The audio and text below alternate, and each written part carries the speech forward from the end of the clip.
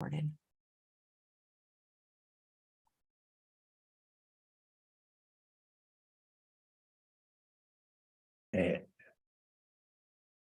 And You press here. what do I We do? have to do Here we this. go. All right. Well, good morning, everyone, and welcome to the celebration of life of Dr. Hans Diehl. I'm your host, Chef AJ, and I truly thank each and every one of you for taking time out of your day to be here. I'm going to make every effort to give anyone who wants a chance to speak or share a memory of Hans or a fun story the chance to do so.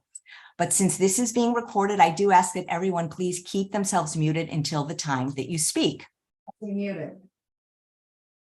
And also please raise your hand first. We're going to start the tribute to Hans very shortly with many of the most wonderful plant-based doctors who were not only Hans's colleagues, but also his dear friends. But first, I would like to say just a few words about why having this celebration of life is so important to me. It became very clear that when Hans passed away, the world lost a great man. But for many of us, the loss is much more deeply personal because we also lost a dear friend.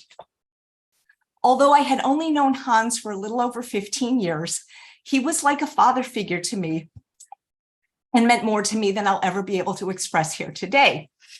In fact, just 2 days before his stroke, we were on the phone and he was helping me with a problem I was having in the usual Hans fashion. He was also very excited about a project he would soon be starting similar to the C.H.I.P program, where he asked me to be the culinary instructor. When I started out in 2008, trying to make a name for myself in the plant-based community, I literally could not get arrested. Hans was the first person who believed in me and supported me and encouraged me. Hans wrote the introduction to my first book. And 22 conferences ago, when I produced my first conference and couldn't afford any of the big names, Hans agreed to speak for $750. When the conference was over, he tore the check up and proceeded to donate 30 of his hardcover cookbooks, signed and autographed for each one of our volunteers. When I gave my first talk at the McDougall Advanced Study Weekend, Hans leapt to his feet clapping, which led to a standing ovation. I was there when Hans was inducted into the Vegetarian Hall of Fame and returned the favor. Hans used to say that I would do well in life because I was a giver. But Hans was the ultimate of all givers. Hans was handsome, charming, eloquent, funny, and kind. And I was proud to call him my friend. If you stay until the end, I will share with you one of Hans's favorite stories that I promise will make you laugh and bring a smile to your face. While the loss of Hans is devastating to all of us, it is my wish here today that we can all share stories of hope and inspiration and joy in order to keep his memory alive. I would like to welcome our first speaker, Dr. Wayne Dysinger.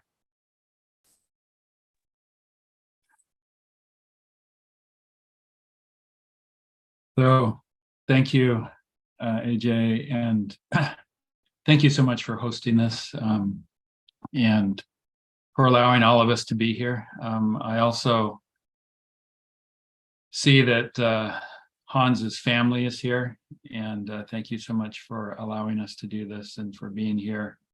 And you know, Hans was a friend, but he was a mentor to me.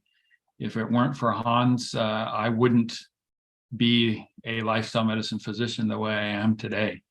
When I came to Loma Linda back in 2003, Hans, I was appointed to chair of preventive medicine, and Hans was very quickly.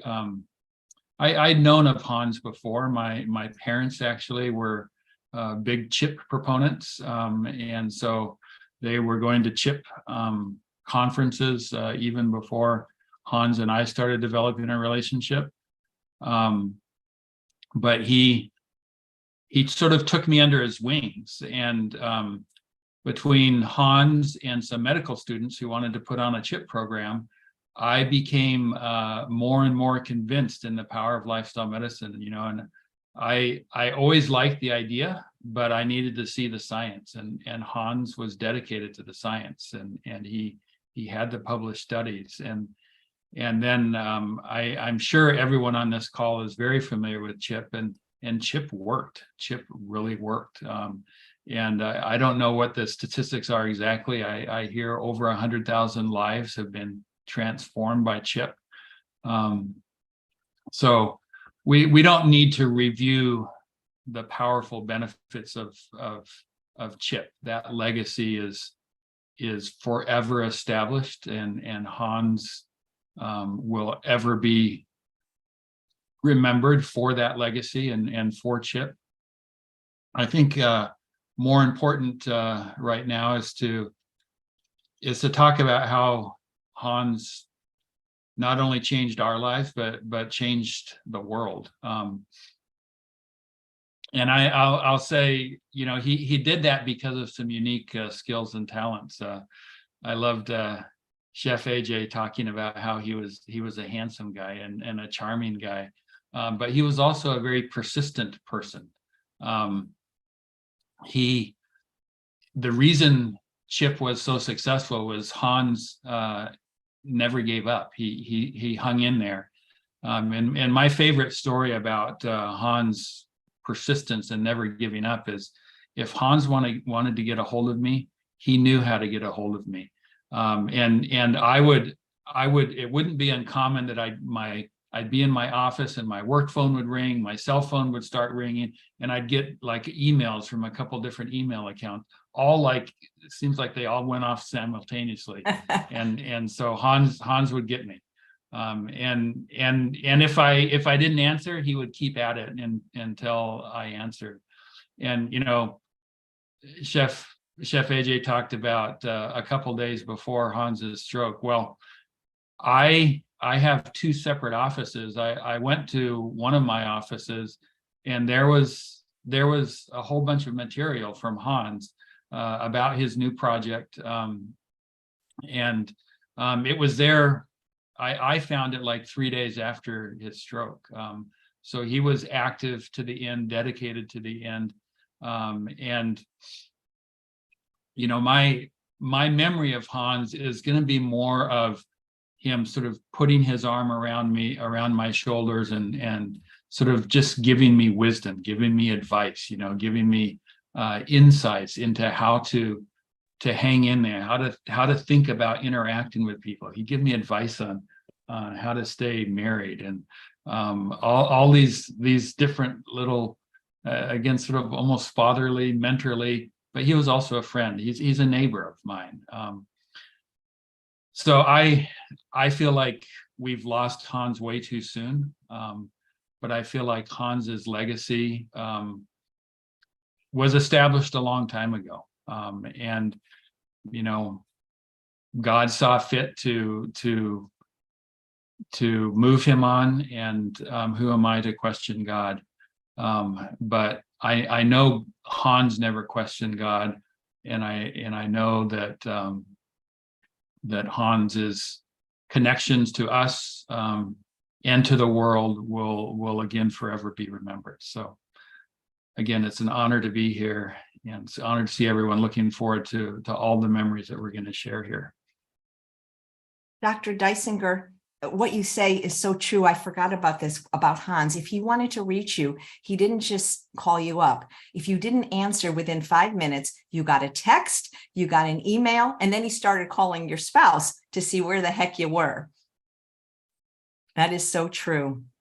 Okay, how do I? There we go. So let me get one of the other wonderful doctors next. Dr. Esselstyn, would you like to talk next? Because I know you have a house full, and then Dr. Campbell, and then Dr. McDougall, if that's okay with everyone. I'm going to ask you to unmute Dr. Esselstyn. You should have a little notification on your screen asking you to unmute. And then I'm going to spotlight you for everyone. There we go. There you go, Dr. Esselstyn. AJ, congratulations for really showing some leadership to pull this together. I just still am absolutely beyond belief that Hans is not with us, because somebody who was absolutely so vital and so much a part of our lives for so long. It just doesn't seem possible. It's kind of interesting that I was thinking about when I first encountered Hans, and it was, believe it or not, about 1993, when Hans was at that time really pushing his coronary health improvement program, C.H.I.P. And part of that program was his relationship with Burkitt, of Burkitt's lymphoma fame, because Hans, when he was sort of marketing his program, in recognizing that he himself was not an MD, he liked the idea of having an MD there to reinforce the whole concepts and the data as we knew it at that time.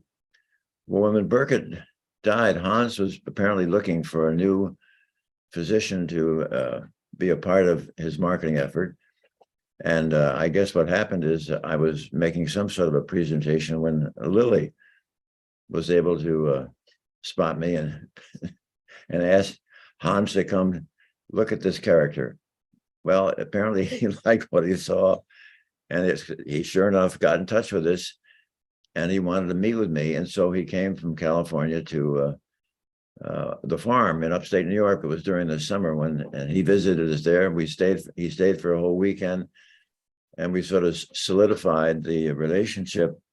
And from there on, suddenly, with these marketing efforts, whether it was throughout Canada, throughout the United States, and together we went to New Zealand and Australia, I was a part of the marketing effort of Hans for his coronary health improvement program. And it was really, to me, I think the thing that I enjoyed so much about Hans, no matter where he was or whether in front of a group of strangers, he was able to stand up there and speak with the most supreme confidence in his message and what he was saying, that everybody in the room obviously had to believe what Hans was saying. There, I have a saying that my father taught me years ago, which was, be sure you leave when you're most welcome. So I'm going to make this short and precise and say that I don't think I can ever get over the loss of Hans. He was such a treasured friend, and I certainly give my best regards and kindest remembrances to Lily and the children. Thank you. Thank you so much, Dr. Esselstyn. And I just wanted you to know that yesterday I was searching some emails from Hans because he had sent me, people maybe don't realize that he also had a really funny side, a great sense of humor. And he sent me so many funny emails. And while I was searching the emails, he actually said in one of them that you were one of his very best friends in the whole world. I know how much he loved and admired you. So thank you for taking the time to be here. Thank you. And then another one of Hans's dearest friends who means so much to him is Dr. Campbell. And because of Hans, I actually was able to meet Dr. Campbell. You're going to have to unmute yourself, Dr. Campbell. Thank you. And I'm going to spotlight you right now. So you might not remember this, Dr. Campbell, but in the beginning of 2010, you were speaking at Loma Linda. Hans had sponsored you to come there, and you had not met me yet. And I got your email, and I had sent you an email asking, telling you I was a big fan of yours and would I be able to, make a meal for you? And you were very gracious, and you said, well, that's very kind, but I'm obligated to my host.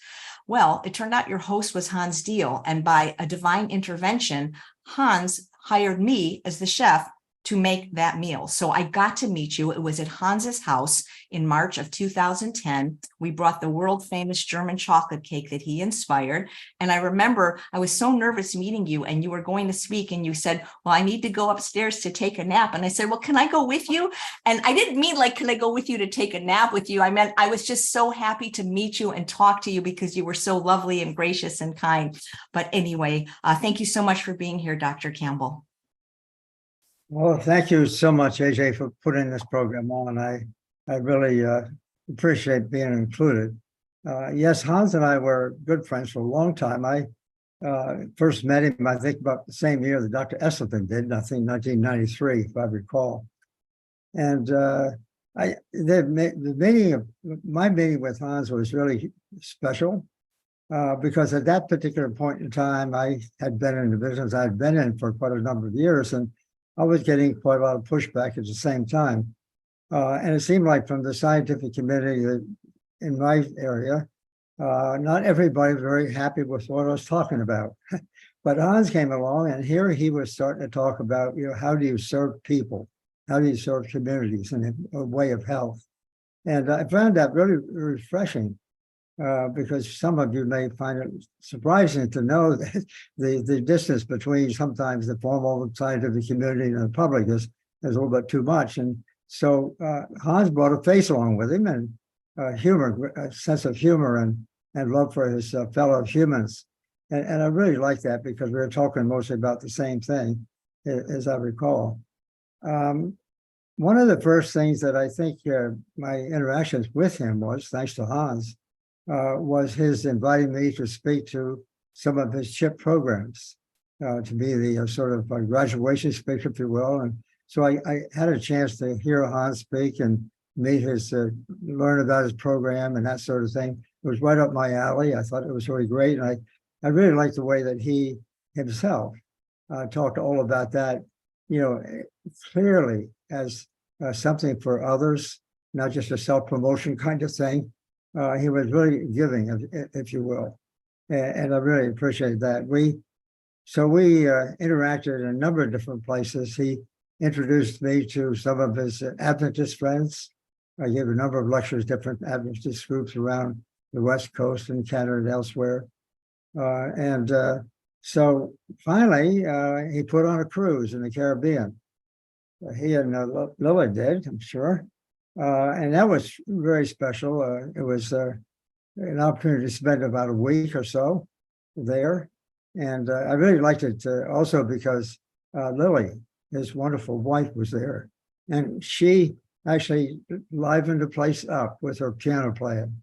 Lily, I think you're listening here, and I have to tell you that was very inspirational for you playing at that time.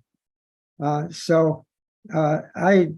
eventually, wandered around giving lectures that I think he had something to do with arranging. And I really appreciated that for him. He was so sincere in what he was doing and really wanted to sort of gather people around and have chats about that kind of thing. Most recently, we talked when he was in the Caribbean and he was coming home from a lecture to, he said, about 1,600 people, as I recall. And he had actually just gotten, he was the first one I heard from about this, but my second book called Whole. And if any of you are familiar with that concept that I told there, it really has to do with, everything working together and, at the cellular level, the body level, so forth and so on. It's a philosophy that speaks to communities. Hans was so excited about that. He gave his lecture on it and had to tell me, how he went through the book and quite a long conversation. And so we really hit it off. And the concept of whole, I think meant so much to him because that's the way he was. That was his nature, talking about everybody and making sure they got the main message. So I couldn't be more delighted than to be included, in this ceremony because Hans really was a very close friend. In fact, unfortunately, we were scheduled to be lecturing at the end of this month in Romania. And he's the one, I think, in large measure, is the one had something to do with arranging for that. So it's a really much too early loss, but he's left behind really a reputation and a contribution that I'm sure we all can remember. He for me, as I say, go back to myself, I'm kind of in science, a formal area, if you will, to a great extent. Hans was opening up the face of the humanity, face of the world, and just making sure everybody got to hear about this particular idea. So again, AJ, thanks so much. And Lily, I presume you're here, and I really wish you well. Thank you very much. Thank you so much, Dr. Campbell. I appreciate you so much being here. And now we have another wonderful doctor. I got to find him. There he is. Dr. John McDougall. Let me spotlight you. Dr. McDougall, you may not know this because I didn't want to make your head too big, but Dr. Diehl was a huge fan of yours. You know, you have a regular slot on my show, Chef AJ Live, the first Monday of the month, and you've done this so generously for many years. Every single time you were on, I got a phone call from Hans saying how good you are. You're the best. He adored you, Dr. McDougall. He truly did. And I think that's probably why he was the one chosen to award you with the American College of Lifestyle Medicine Award. He really thought the world of you. And thank you for being here. And the feelings were mutual. After I'd write a newsletter, it was always Hans who called me up and told me that he agreed with this and maybe didn't agree with that, and always gave me some very helpful, positive feedback. And as you say, he was the host. And if you would bear with me, I'll play a few moments of that presentation. It was one of the, I'd have to say it was the highlight in my life in terms of awards and recognition from my colleagues, was to receive the fourth Lifestyle Achievement Award, or Lifetime Achievement Award from the American College of Lifestyle Medicine. And Hans was there on stage with me. And I'll play a few minutes of that for you. A couple of things that I remember about Hans. One, I went to, I believe it was Esselstyn, I don't know, someplace in Illinois. It all was kind of a blur because I was around lecturing so much across the country at that time. But he would invite me to talk to the C.H.I.P group. And I would fly in, I'd do a presentation in the evening. But I remember one evening, he said, John, I want you to talk about menopause. I got a whole bunch of ladies here who want to hear about menopause and diet. And I said, I will. And then I forgot. Oh, he didn't know what to do, because he'd promised these ladies that he was going to have Dr. McDougall deliver, and I didn't. And I still feel bad to this day that I didn't deliver for him.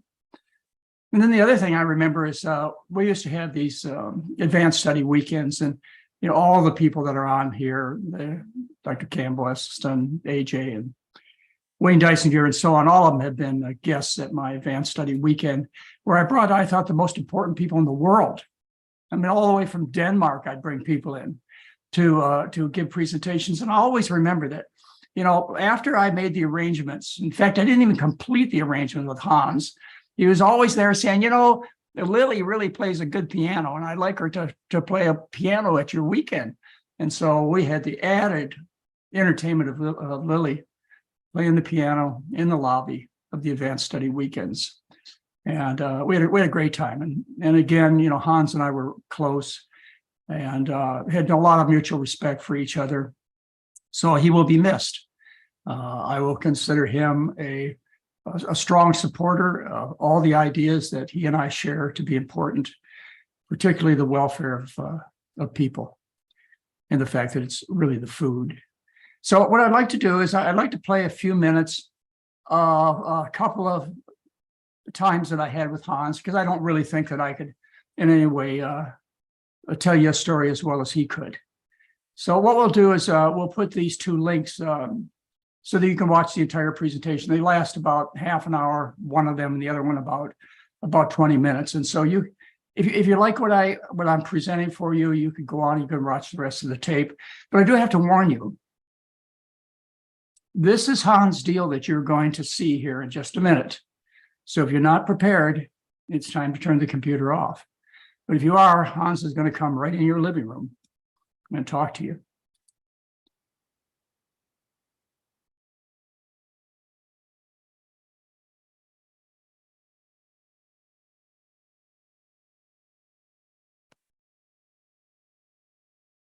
I am Dr. Hans Diehl.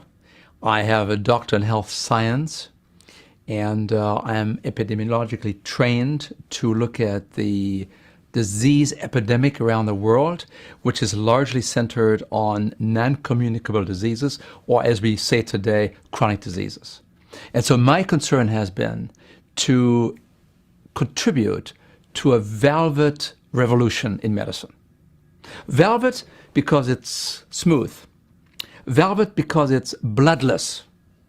But nevertheless, we need to do everything we can to change the system that we have right now, because the system that we have right now is not cutting the epidemic by attacking the causes of these problems. We're very good in symptomatic treatment. We can make people feel better, and sometimes there's a place for that, of course. We are very good when it comes to episodic diseases. We have some trauma, we have some fractures. Of course, that's not the time to eat broccoli, right? But when it comes to 84% of the money that we spend in our society today on health care, 84% goes to chronic diseases, and we have no really good indication that we're really turning this disease around.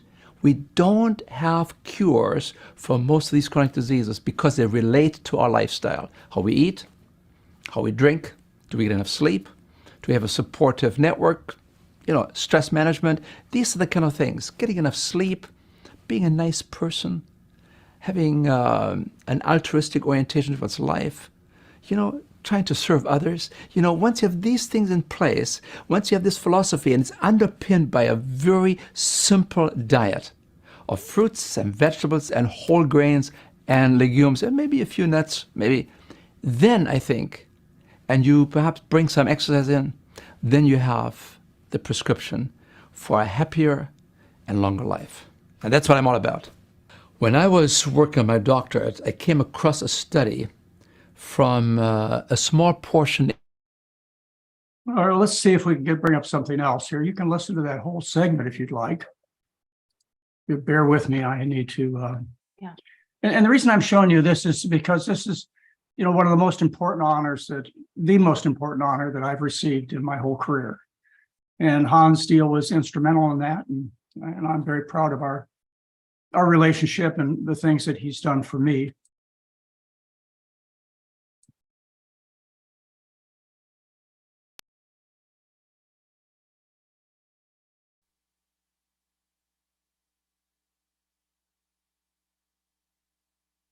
It'll come on in just a minute.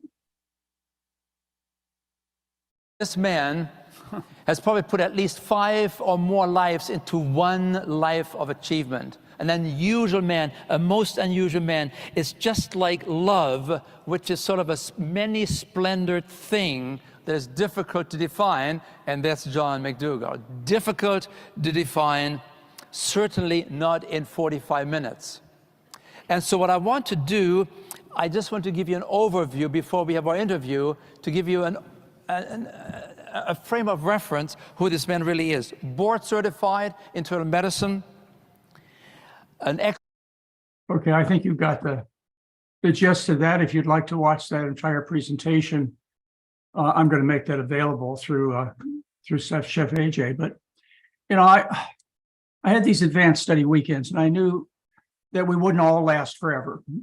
I certainly never predicted that Hans would be one of the first of us in the team to go, but it seems to be the case. But I put these people on record, as you just saw in the first interview with Hans, because they had to be remembered forever, not just this generation, but for future generations. And he's one of the people that I never wanted the world to forget because of his tremendous contributions. And so it's been a real honor, real privilege, real opportunity to be friends of Hans Diehl. And AJ, thanks for bringing this segment together. Thank you, Dr. McDougall. You got to admit, he was pretty handsome. Just like you used to be, Dr. McDougall. Just teasing you. Just teasing. You're still very handsome. Thank you so much. Well, now we'd like to open it up. If there's somebody that would like to say a few words. Oh, no, Dr. Gustavo Tolosa, how could I forget you? You have something to, and Pastor Don, of course, we will have you. But Dr. Gustavo Tolosa has something that he prepared.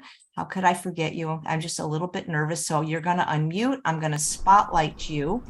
And then we will open it up to anyone who would like to say a few words. Well, hello and thank you, AJ. Thank you so much. This is very interesting how two people here, Dr. McDougall and you, it's through both of you who I met Dr. Hans Diehl. I was at one of the advanced Study Weekends, which I used to attend, didn't want to miss any of them. And of course, Dr. McDougall, I consider you one of my dear friends. We did so many webinars together. And I remember that AJ was in one of those advanced study weekends. And I remember she saying, "You've got to meet Lily Diehl because she is a pianist, and so are you."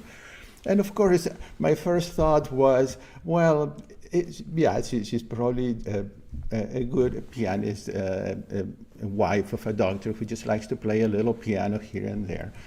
Little did I know that Lily Diehl was one of the most amazing concert pianists that I had ever met. So I met both of them at the Advanced Study Weekend. I met Dr. Hans Diehl and Lily Diehl.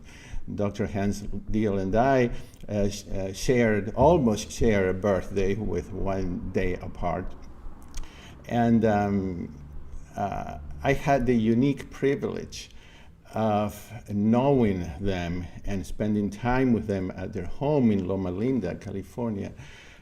Eventually, Lily and I formed a piano duo called the Diehl-Tolosa Duo, and we gave concerts together several times. We rehearsed at their home.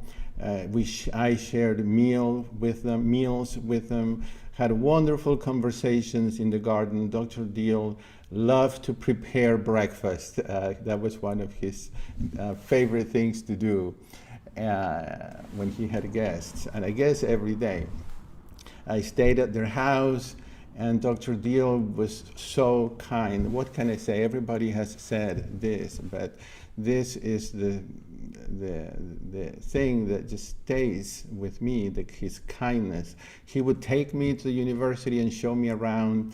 One evening, he even invited me to say a few words about my story in one of his classes. And of course, I was nervous and honored to be talking in one of his classes. Through them, Lily and Hans, at a concert I gave with Lily, I also met another dear friend of mine, Sheida Soleimani, with whom I have also done cooking webinars, and now we have written a book.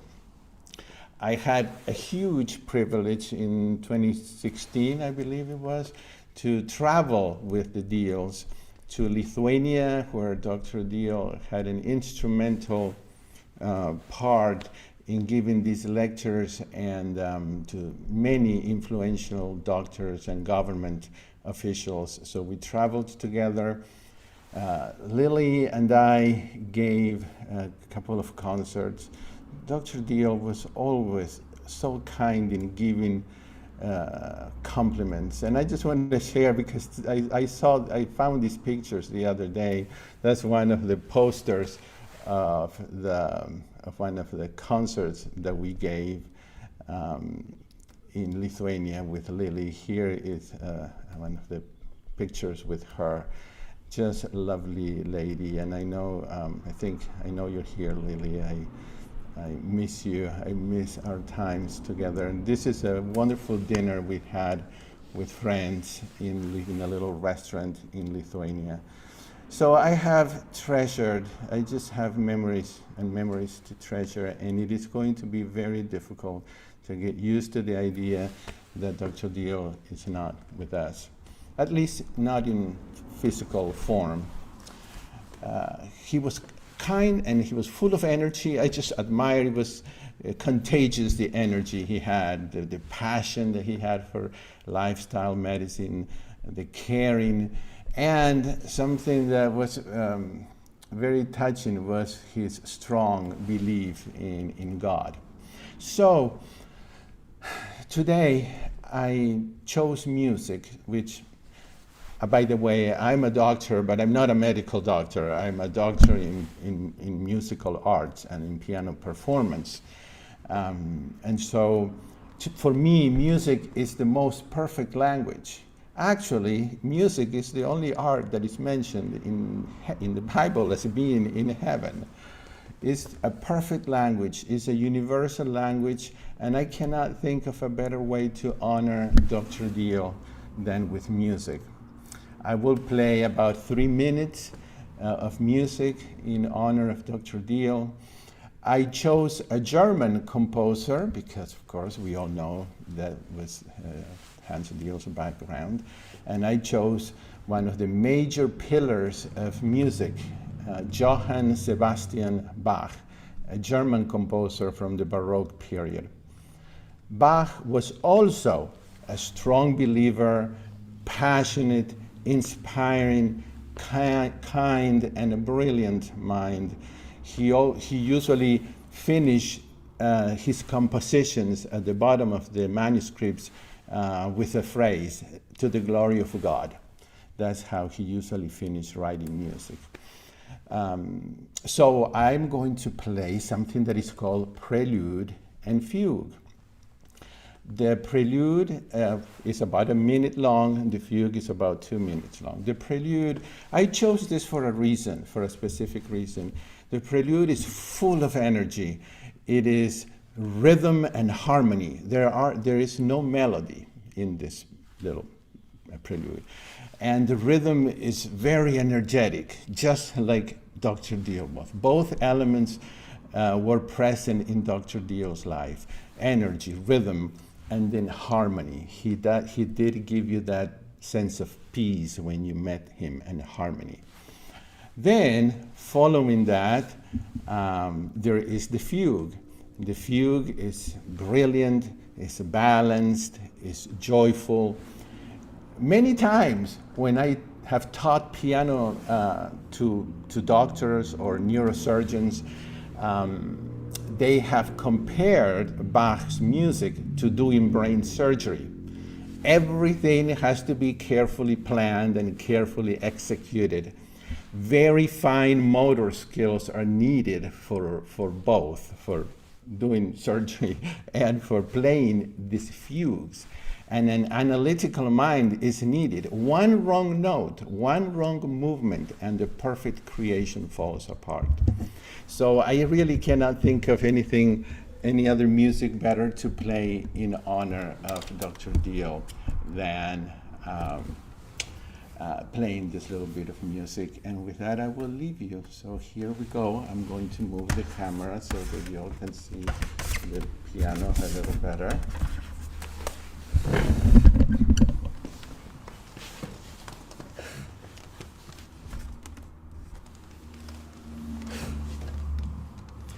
By the way, if the sound is, I think I have it set up correctly, but if it's garbled or not clear, please let me know and I'll stop it. But I think it's set up.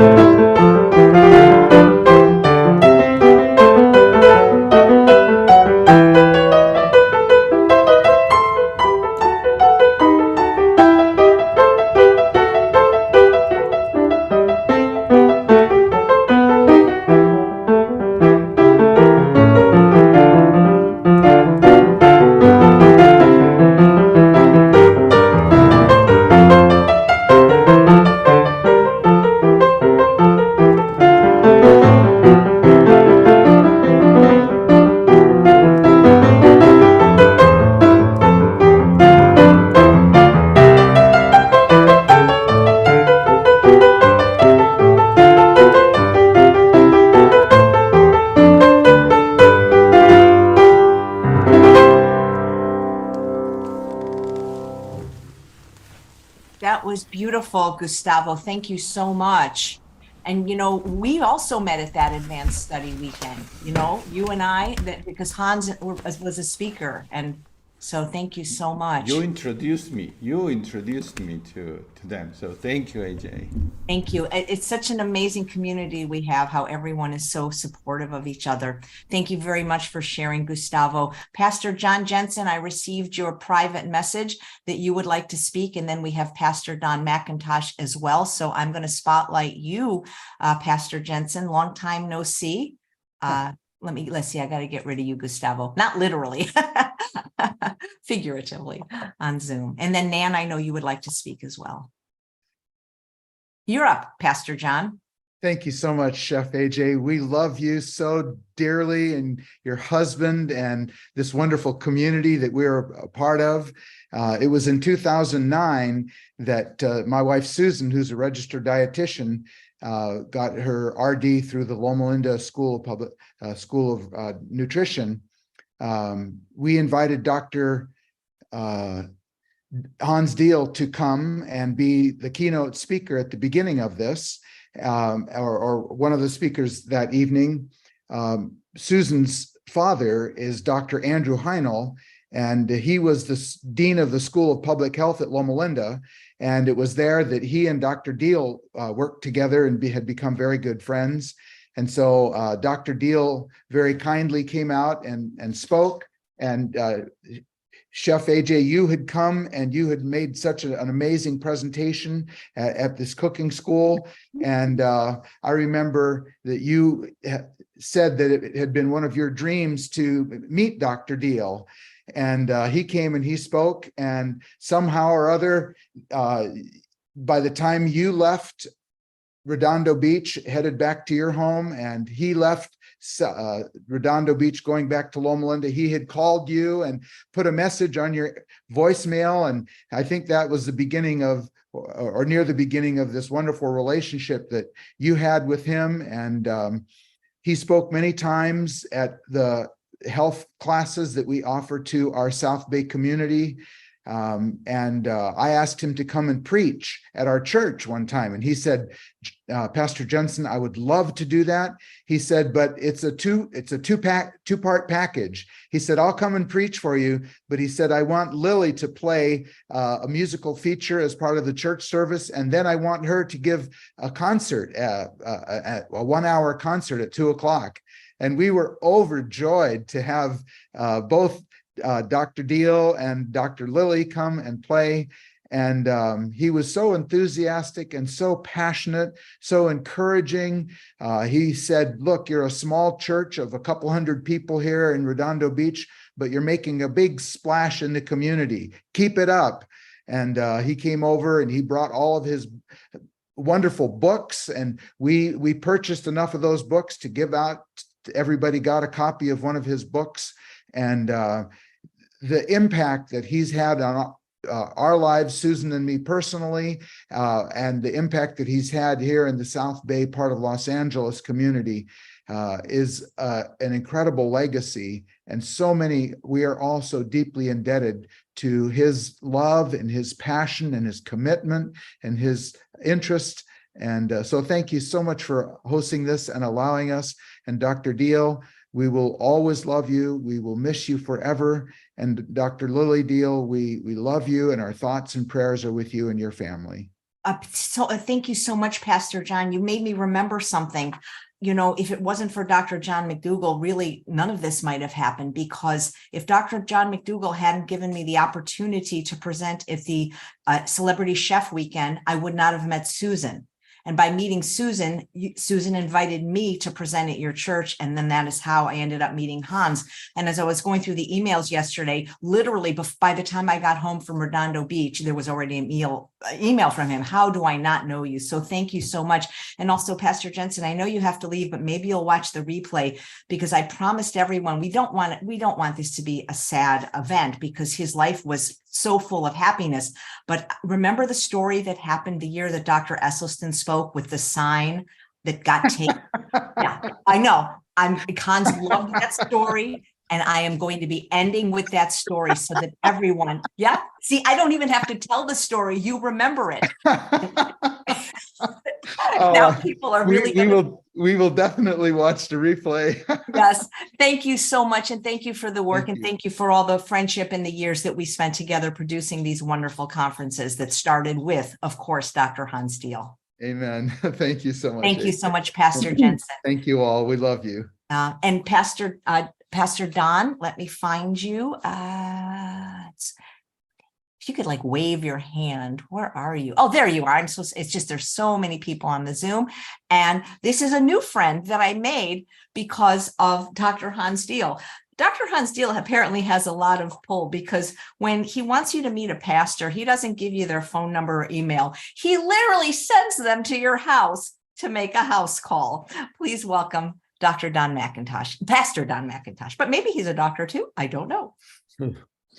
Good morning, everyone, and it's so nice to see so many familiar faces on the chat here from the physicians. Good to see Dr. Esselstyn again, who I traveled many miles there in Kansas. I remember Dr. Esselstyn saying, "Why are there so many churches out here?" Then, you know, Dr. McDougall as well. I remember putting him in front of like 300 ministers, and he goes, "What do I say to all these ministers?" And I showed him this chapter in Daniel chapter 1, and he just did a great job. And you know, Hans would open up so many hearts and minds to the need for health and for hope and healing. And then he introduced our church to so many of these wonderful people that have already spoken, that then would come and open up even more avenues. So I started working with Hans in 1993, and we launched, you know, CHIP, first of all, with his video series. Then he would come, and we started being able to help people in many different venues. I remember once one of the guys went through who was a Boeing engineer, and he got so much better that he said, "You got to talk to my company." Well, I didn't realize how big Boeing was. He reminded me the night before we went to the Boeing Corporation, there were 8 physicians that came in the room to listen to our presentation, Dr. Phil Mills and myself, and we had been hosting these CHIP programs. And then Boeing Corporation says, "We would like you to do this for our company. We have 30,000 employees." We said, "We can't do it." But anyway, Hans just opened up all kinds of opportunities, not only around our community of about 400,000, but around the world. And then through the avenue of the CHIP Association, the CHIP program, CHIP Adventist Association, I see Dina and George Guthrie are on here, and Greg Dr. Steinke and others, and that I've seen for so many years. When we came together at CHIP Summits for the Adventist CHIP Association for about 11 years in a row, Hans and that group asked me to speak for their services. And it was always so exciting to see what was happening and hear what was happening around the world, to see how people's lives were being improved and the quality of life being improved. So 2 things I want to say here, and then maybe just a funny story. The basic message every single time we got together, and Hans and I would talk about every time, is that we want to help people improve their life, the quality of their life, and the length of their life. And I never would have expected Hans to leave us this soon, but that was his passion. And secondly, the other thing is he'd say, "Look, we don't want people not to just die. We don't want them to die eternally. So we want them to have life and eternal life. We want them to not experience death that soon. It's certainly not what the Bible talks about as the second death." And, you know, the other thing I wanted to say is that Hans helped me personally in many ways, just like many of you have said. And I'll just leave you with 2 last things. First of all, I remember we would go And I would put together all kinds of media events, all different types of television stations, all kinds of venues, and we'd be busy from dawn till dusk. And I would try and also keep these other doctors who came out very busy.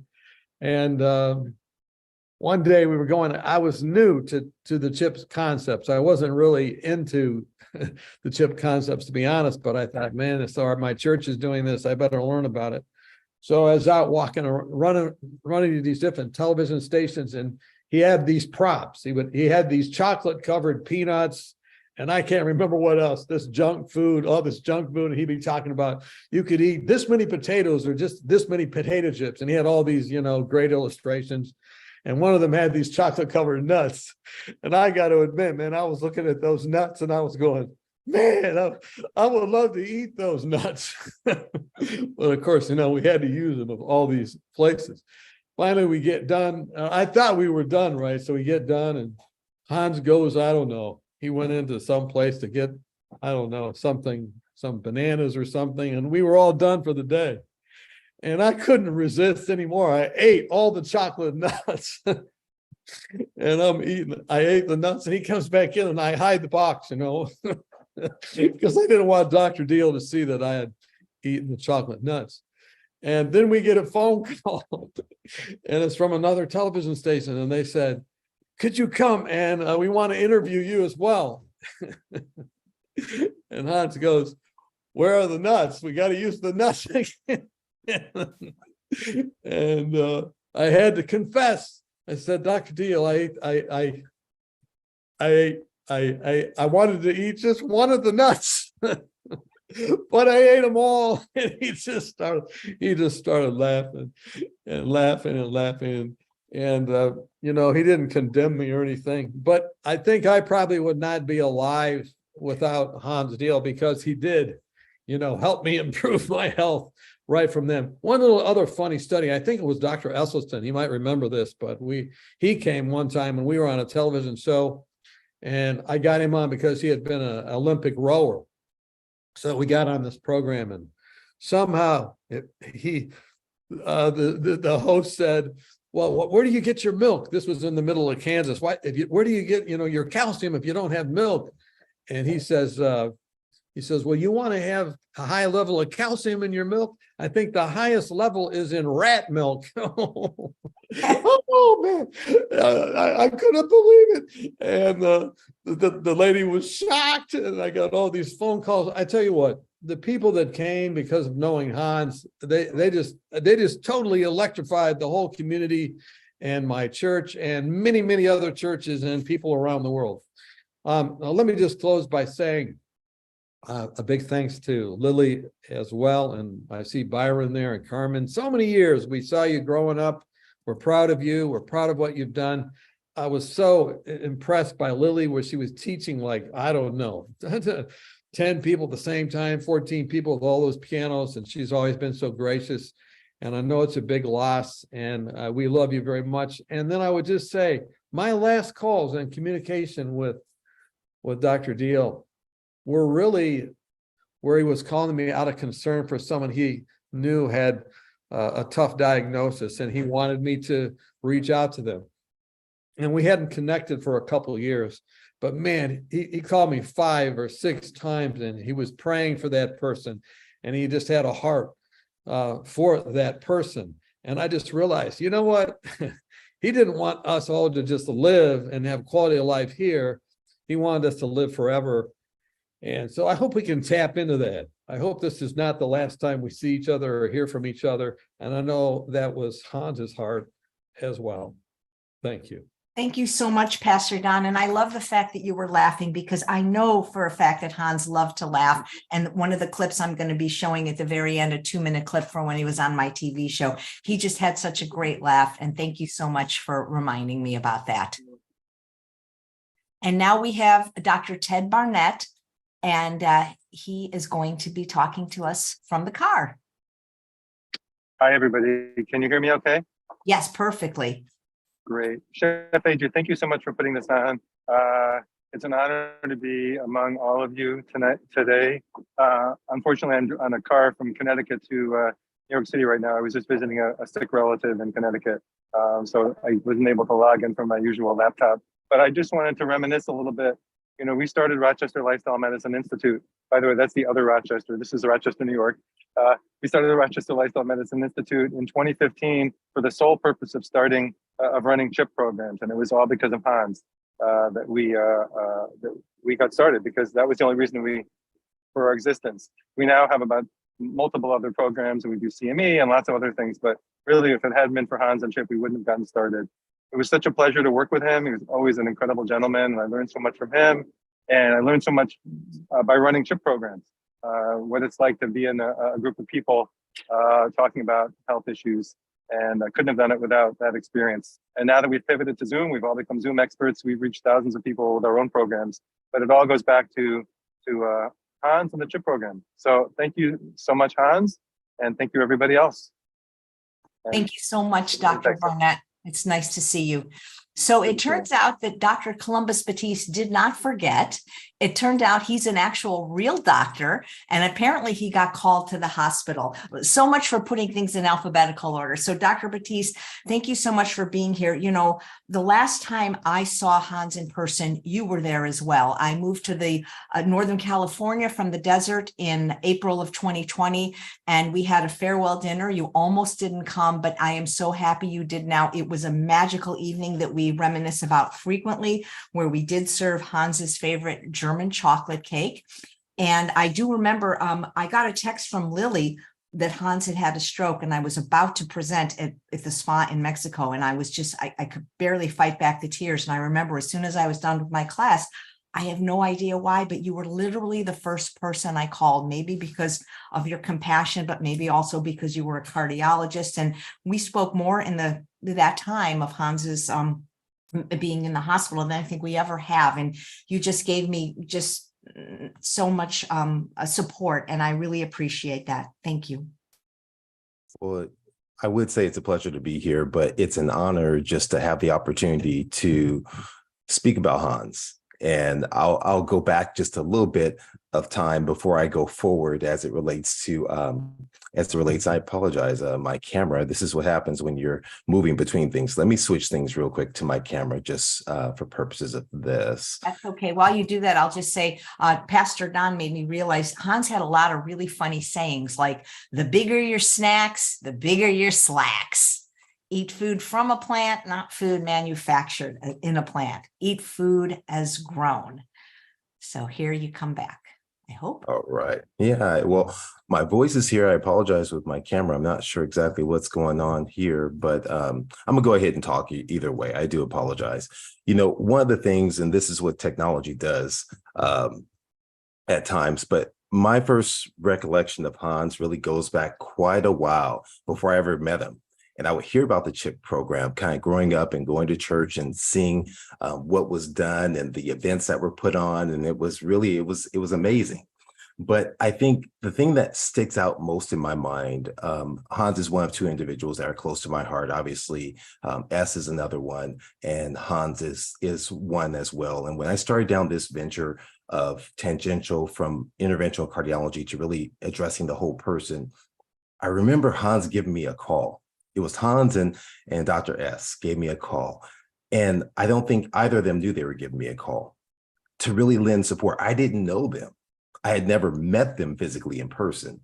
And this was his compassion just to kind of say, hey, listen, you have the potential to do good things and to reach people as a cardiologist. And just those words of encouragement meant so much to me. We'd see each other, always embrace warmly, like we had known each other for years.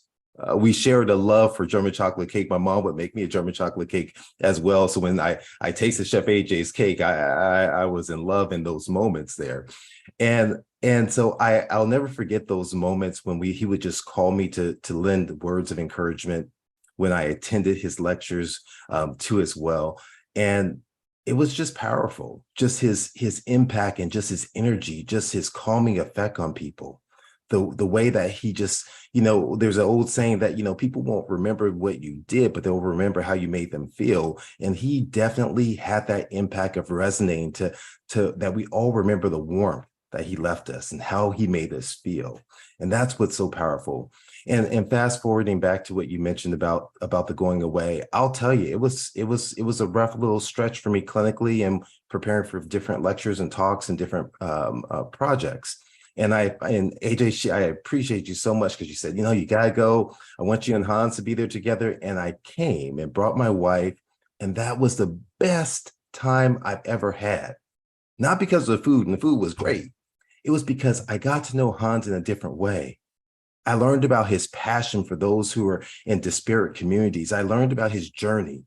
And many of the greats inside this movement went through similar struggles in which people cast them off. They put them out and didn't think they were practicing and doing things appropriately. And he shared with me many of those stories. And I realized, man, I have no excuse. There's so much more that I need to do. When I left from being with him, I felt just inspired that, listen, look at all the hurdles that these greats have overcome to deliver the message of lifestyle. I have zero excuse when I have resources at my disposal to do what they've done.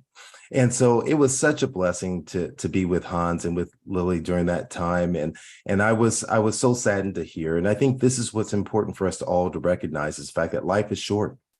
We have to remember how we treat people.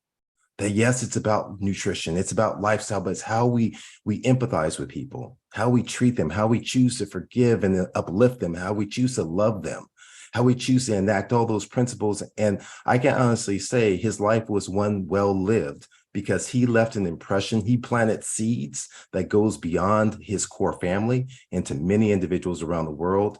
And I'm so thankful that I'm one of those plants that's hopefully growing from the seeds that he planted inside me. So thank you so much for the opportunity to say a few words about Hans. And thank you so much for being here, Dr. Batiste. I don't want to put any pressure on you, but I think you're going to have to carry the torch. I don't have shoes big enough for any of those things, but I definitely am inspired to do my part for sure. Thank you so much. And now we have Dr. Megan Grega, and I'm going to spotlight you as soon as I find you. Where did you go? Maybe you could wave your hand. Just there she is. Sorry, thank you. There you go, spotlight. There you go. Here we go. Thank you, AJ. Sounds like Dr. Batiste and I are both calling in from the hospital today. So you can see how important Hans is for all of us. And thank you, Chef AJ, for putting this together. This is such solace to be able to hang out with so many people who loved and honored Hans in the same way that me and my family have done. And also, I want to say to Dr. McDougall, thank you so much for showing that clip. To see Hans again, like in all of his enthusiastic glory, was a wonderful thing. So I'm definitely going to be watching that whole one later. So I just wanted to say that when I think about Hans, I think the trait that best describes him is his dedication to service. His service to God, but also service to his family, and definitely service to people all over the place, everywhere, whose lives were both improved and their health was restored through the C.H.I.P program that he built, as well as many of the other lifestyle medicine initiatives that he participated in. And I always kind of think of him as a humble, but also passionate warrior for health and vitality and longevity. And one of his most defining characteristics that I think is sort of sets him apart is his incredible generosity with his time, with his advice, and with his mentorship for so many of us in the lifestyle medicine movement, so many people in his spiritual community. I mean, I've really been blessed to know Hans for many years and to count both he and Lily among my friends. And so when I think about my favorite Hans story, I think it's when I called him up and said, Hans, I'm really trying to oh, that's great. Whoever's sharing the Hans up in front of everybody, that's hilarious. Oh my God. That's a great one.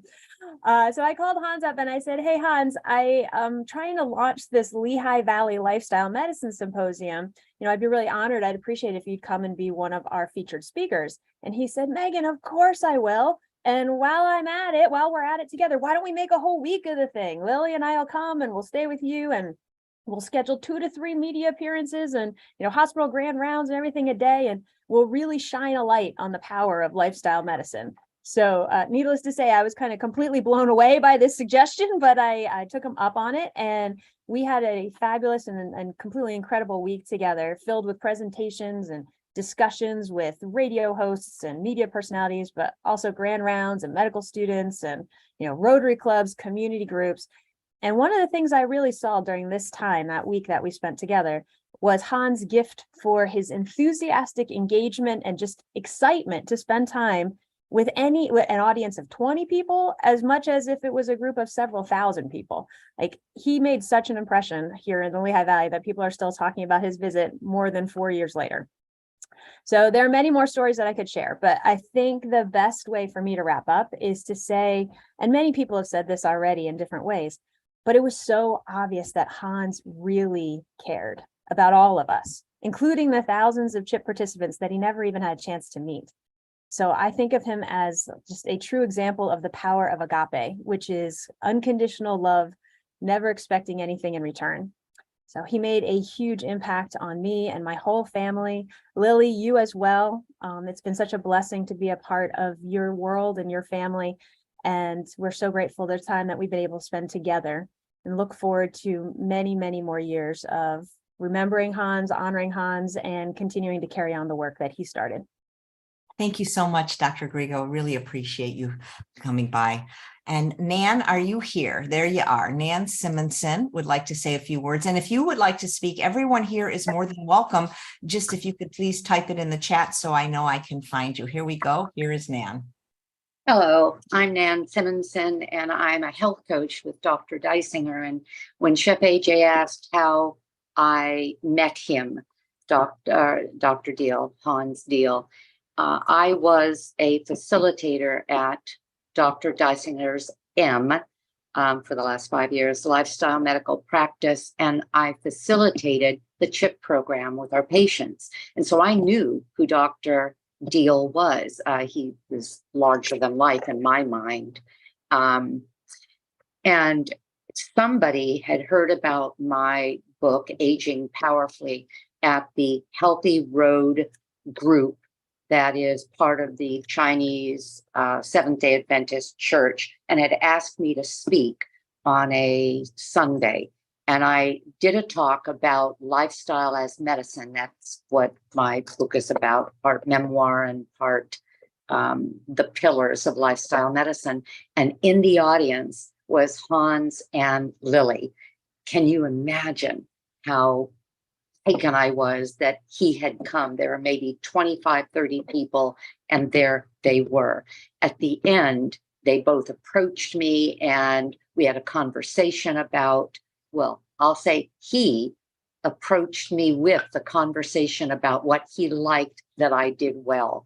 Now, I was there. We've heard from so many today that are huge in the lifestyle medicine, bigger than life people. And I was I'm going to use the word nobody, not in a pitiful way, but kind of a nobody. I have this little book. Well, so I did a book signing. I wanted to give him a book. No, he insisted on paying for it. He called me the next day. He went home, read the book, called me the next day to tell me what he liked, not only about my story and how I had overcome some things, but what he liked about the way I presented the information. That's just huge. He has and has had so many people in his life that were so important, and yet he took the time to do that. He also then kept our relationship going by inviting my husband Tim and me to several things. Well, one of the things that he invited us to was a talk at that same church that he and the other Dr. Diehl did. In other words, Lily. He introduced himself as, well, she did. He's the big deal, she's the little deal. And I thought that was really cool, especially when I found out that she was a concert pianist, basically, when he met her. And they married and she was 20, 21 years old. What a couple. They are, well, what a couple, what a pair, what a person he was. They included everybody. It didn't matter status. And I so admire everything they did. Just recently, a couple of days ago, I had a chance to spend some time with Lily. She invited me over for lunch and the hot tub. Apparently, they had breakfast in the hot tub almost every morning. First thing we did when I got to the house was she showed me his life through his office, which had so many mementos in it. She is carrying on so beautifully. He would be so proud and impressed. I lost a husband after 40 years. Last week would have been their 53rd anniversary. She lost a husband after 53 years. And yet she is honoring everything he was and they were. It was so beautiful to spend time with her and know that he can, wherever he is, rest in peace because she's doing fine. And she's going to spend the rest of her time, and her family will do the same, honoring this huge man.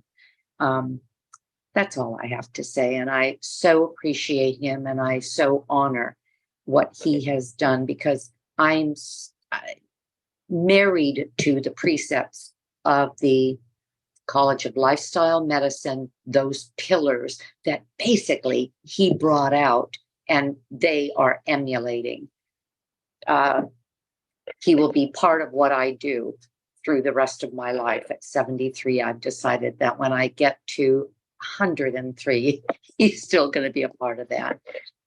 That's all I have to say. And AJ, Chef AJ, thank you so much for doing this. I watched many, many videos of your interviewing Dr. Diehl. And so through your videos, I also knew who he was the moment he walked in that room the day I was speaking. So bless you all. Thank you, Nan. And you're not a nobody. Nobody's a nobody. Everybody's a somebody. You might have been lesser known at that time, but you got me thinking. And what Dr. Gustavo Tolosa said about Hans liked to make breakfast, it just reminded me the time that I stayed with Hans and Lily, and they made breakfast the night before in a little crock pot, a 7-grain cereal. And I remember that night playing Scrabble with Hans and Lily and thinking, oh my God, I'm playing Scrabble with Dr. Hans Diehl. It's just the memories are amazing. Thank you so much, Nan. And everybody that's putting in the chat, I'll get to you in the order received. And so I saw I just took my glasses off. Frank, I saw you first. So here we go. And there you are, Frank. I think you're muted. Frank, hold on. You're muted. You need to unmute. There you go. Everybody has the capability to unmute. We just ask people to stay muted until they speak. Okay, got to get ready. All right. Well, thank you for this wonderful opportunity. I must say I am deeply honored to be among such illustrious roster of people here, and I'm really a nobody in lifestyle medicine. But I want to tell you how I first met Dr. Diehl and how God brought two lives together amazingly. I was in Toronto in former years of my life. I developed a couple broadcast television studios with a friend of mine. And during those wonderful years, he let me work on a pilot project that never got off. It was kind of a lifestyle magazine, 3-segment show. And on a fundraising trip, I was down in California and visited Dr. Diehl at his home, looking to him as the possible host for this show. Well, it never got off the ground, but he did remember years ago when I left that television work and went to pastor 3 rural churches in Saskatchewan near Melfort. And I was so drawn to the idea of doing something large in the way of reaching people with a better health message. And I did something of that nature in my community, and the mayor asked me if I knew a wellness speaker, and I called Dr. Diehl and told him that she was looking for such a speaker, and we fell in there, and he was delighted to find a pastor who was interested in the subject. So after 3 months of preparation, I had him come into Melfort for a one-night stand on reversing heart disease, and 1/10 of the city came out to hear him speak.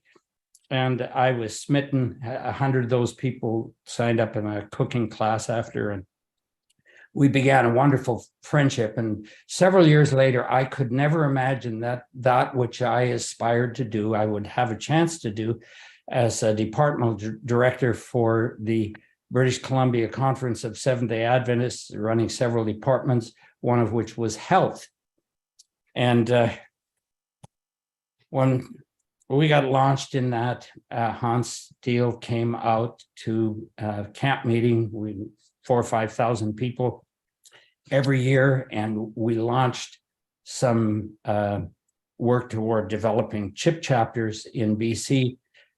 13 years later, 12, 13 years later, we would have, with the help of our North American team, we developed Harold Burden, health educator from Portland Adventist Medical Center, George and Dina Guthrie, Phil Mills, Don McIntosh. We banded together, and before we were done, we trained 57 of our 100 churches how to run CHIP. The last World Training Summit I had anything to do with, almost 500 came from all over North America. It was the most exciting time of my life. And that Dr. Diehl would take on a novice like me. I didn't even have an MPH degree, anything to recommend me to work with him, but we became the dearest of friends, call up one another incessantly, any time of the day, respectful times. And what a wonderful life I had. He's absolutely one of the dearest friends I've ever had in my life. And I'm so grateful to have known him. What a mentor he was. He would take me through the most amazing journeys of meeting people. Dr. Campbell still on here. I remember we had you out to one of those camp meetings. We had Dr. Caldwell, Neil Barnard, all of you wonderful people. You came, I got acquainted with you. And Hans mentored me how to do every step of the way of promoting the CHIP program. So it's just an honor here today to be here among you. Lily, thanks for allowing this to happen. I have no idea how I'm going to manage the days ahead, because I'm going to miss speaking into so much. And if I'm going to miss him that way, how much you're going to miss him. And we're really indebted to the wonderful person that he was. So many accolades from all of you. I need not repeat all of those, because I believe all of those things that I've heard.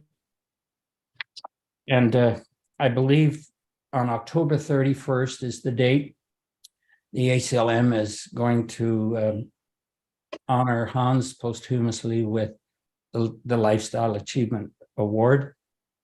And it's my deep honor to have been asked by Susan Benegast to produce a large banner in Hans's commemoration. And I do have that job finished fairly soon. So thank you so much for this opportunity to say a word for my beloved friend Hans. I know I'm going to see him again, and we're going to pick up right where we left off. Health isn't everything, but without it, everything is nothing. That was one of, isn't that right, AJ? That was one of his favorites. Absolutely.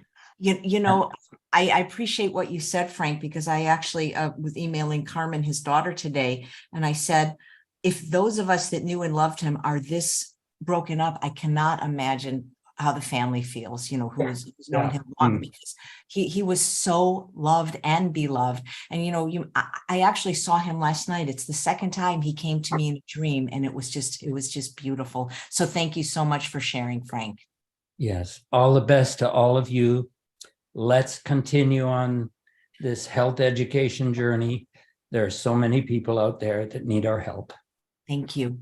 And next is Greg, and I am just taking people in the order that I see it in the chat. Some people put it in a private message, so just know if I haven't called you, I'm doing it in the order received, and I'm willing to stay on up until noon, which is another 90 minutes to get everyone on.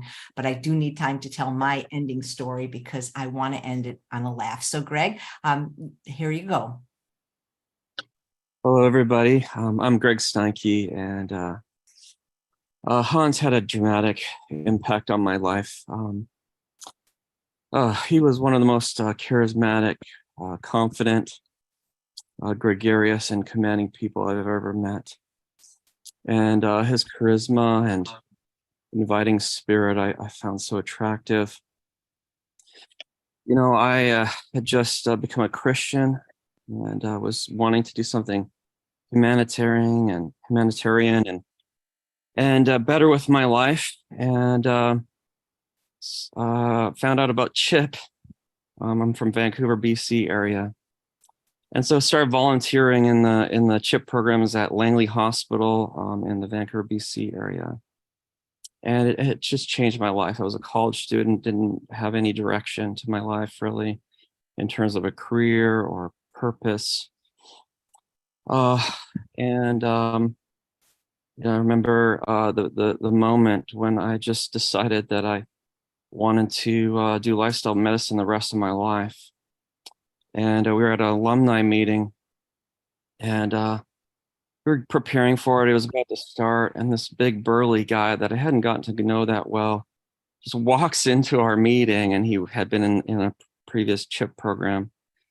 And he just comes up to me and he just like grabs me and he gives me this massive hug, and I can just feel him sobbing. And he kind of steps back and tells me this story of, you know, being the sole provider and kids in college, went to his doctor, told that he was going to lose his truck driver's license if he didn't shape up with his diabetes and hypertension and so on. And he found out about the program, went through it, and he had just come from his doctor who had given him a fresh lease on his truck driver's license, and he had got his head together. And I just saw the twinkle in his eye, and I said, you know what? I want to do this the rest of my life. And so I just thank Hans for that. And, you know, in those early years, I was so excited about C.H.I.P. I remember. Thank you, Frank, for your involvement in spreading C.H.I.P through the British Columbia area. And I remember one summer I decided, you know what, I'm not just going to do any old regular summer job. You know, I'm a college kid. I'm going to take C.H.I.P materials. I'm going to take Health Power and different books, and I'm going to go around selling them. And here, if you know me at all, I am not like that kind of personality, but, you know, I went from alumni programs all over the place. I went door to door. I did whatever I could to sell those books. And it was awesome experience. You know, the C.H.I.P program had a huge impact on me going to medical school. Ended up in Melinda, and Hans. I got to know Hans. In fact, I have, if you recall, these little guys here. Remember these? I don't know who has these here. We got like 4 of them. I use them like every day. I still have mine. Yep. These little C.H.I.P knives. Anyways, he took me under his wing and just really started to reach out to me. He taught me all about the concept of lifestyle medicine. He would coach me. I was very shy, very kind of a retreating type of personality. He just, you know, kept urging me, giving me opportunities. Greg, go speak here, do this, speak here. And just taught me to speak more confidently. I remember him coaching me on, even if you don't have a moment to prepare, you can come up with 3 points, even on the spot. I remember him taking me into his office and showing me his like detailed organizational system of how he kept track of all his journal articles. He had them all titled, with a special numbering system, and could come up with any information on the spot with the way he had it set up. And I just remember him and Lily bringing my wife and I into their home many, many times. The walks with Brent Hildebrand, went on a number of those in those early years when I was still in good health. Oh man, just so many great memories. In my master's in nutrition, I chose to do a CHIP program at the Calamisa SDA Church, and he was just cheering me on the whole time, helping me. And when we ran the first ever Loma Linda University CHIP program, which if you know some of the controversy involved with that, I thought would never happen. And that went off, was awesome. Enrolled much of the medical school in the concept, and it was just an outstanding dynamic experience. When I met my wife, one thing that kind of shocked me is when I started talking about Hans more and whatever, my wife's like, "Oh, I know Hans. I grew up with Carmen and Byron and stuff." And I was like, wow, I guess God put me with the right woman here. And she's such amazing people. This is one. Thank you so much. Yeah, one last story. I just want to say, Hans and Lily were going away, and I was a student, and Hans was like, "You know what? I got kind of, I don't know if I should have bought this, but I ended up buying a BMW, and I'm not sure about this, but anyways, I was wondering if you could drive my BMW while we're gone." And so that was a great memory. And just one other quick thing is, my grandfather found out about CHIP, Sherman Nagel, and he took CHIP to Nigeria, and he just started running it on television, just promoting it. He had a large influence in Nigeria. And Hans finds out later about this because my grandpa didn't manage to ask for permission. And Hans was just so gracious with my grandfather and turned it into something where they started doing a bunch of work over there as well to help people there. So thank you so much. Thank you so much for sharing, Greg. Really appreciate it. And next we have Jody. And if everyone could possibly try to limit to 2 minutes, just because as I expected, what would happen is more people share, more people are asking to share, and we'd like everyone to have the opportunity. Welcome, Jody. Thank you, Chef AJ, and thanks for organizing the celebration of life. I think it's very therapeutic for me, as well as many other people, I think. And when I think of Hans, I think of faith, first of all, because his faith led him in everything that he did. His family, number two, he had such a strong bond with Lily, and it was such a joy to see them both. Family, number two, he had such a strong bond. They had a beautiful family, Byron and Carmen and the grandchildren. Hans was so proud of them. And Lily and Hans supported each other in everything that they did. And even after 45 years of marriage, Hans bought flowers for Lily every week. His friends, he had so many friends from around the world, he was kind to them, generous, thoughtful. He respected all people, and people respected him. Hans was brilliant. He was a trailblazer in his field. If we think back, CHIP began in 1988, 35 years ago, when lifestyle medicine was not well known at all. It was an honor for me to work for Hans. I worked for him in Rockford, Illinois for 7 years. He saw me doing a CHIP cooking demonstration, and my husband mentioned to him I was going to be leaving a Fortune 500 company I was working for. Well, that led to 3 or 4 interviews with Hans and another gentleman that was working for CHIP here in Rockford. And I was hired. And I got a call from this gentleman before I even started saying that he was going to be pursuing other interests and he would not be able to train me.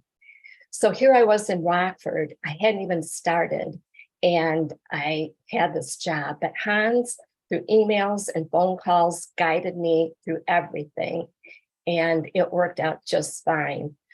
He would come to Rockford, Illinois, and conduct CHIP programs in person at the University of Illinois College of Medicine in the auditorium. He would do this twice a year.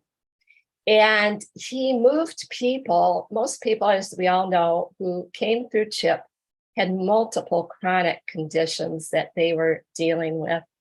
And he moved people from despair to hope.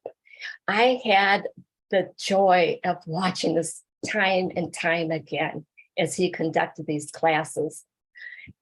He had the gift of making each person in the audience feel like he was talking directly to them, speaking to them directly.